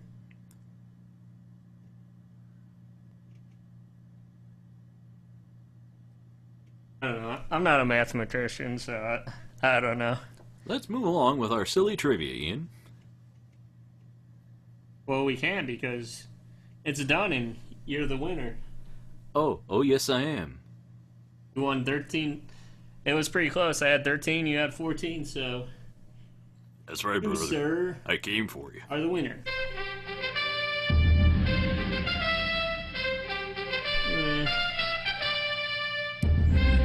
Oh, yeah. It might have been a tie if that, who made these cartoons thing didn't have American Dad in it. Because... Well, you probably would have won it, so it wouldn't have been a tie. Still, you would have had 2 ahead of me then. No, you said Matt Groening, and that's the answer it wanted to give. It's just, that's wrong. Yeah. If it was just Futurama and The Simpsons, yeah. But throwing American Dad in there, no. That's a Seth MacFarlane show. That'd be like saying, hey, the iMac, the iPod, and the PC. Who made these machines? It's like, well, look, Mr. Smarty Pants, I hate to tell you something, but, Well, if they ask what processor do they have all in it, Intel would be a correct answer. Well, today it would be. Back in the day, power PCs, man. Science. Anyway. Yeah, that's it for the trivia. That's weird. Neither of us are that dumb, so I guess it was a pretty close to tie, but Ben came out ahead, so because I slipped up on an answer. Oh yeah, that's right. I'm the best. I am so Greek. I am so smart. It's MRT. All right, we're not playing the music again. All right. Well, I think that's a good enough place to call it a night. Yeah. I think we all learned something today. We learned that I am the winner, and That's all we talk about psychology and money and passions, and the only thing you're supposed to take away is that you won, right? well, we got the psychology of the passion, and I get the money because I'm the winner. I'm the best. Woohoo! So, anyway, I'd like to thank everybody for tuning in this week. It's a fun time. We missed Doug, but hopefully he might pop in next week. But I don't know. We'll find out. And we'll try and pop on his show if we can. I don't know. It all depends on when he has it and when I go to sleep. And I want to go to sleep now because I'm tired. Me sleepy. Me not want to be imprisoned. And now when we're tired and ending the show, there's silence with your kitty there. Well, I shut the door. She was meowing at it for a while. Now I think she's learned. Don't mess But with when we start the show up, of course your cat wants to bother you then. Yeah. Anyway, man, I'd like to thank everybody for tuning in, and we'll see you all on the other side. Peace.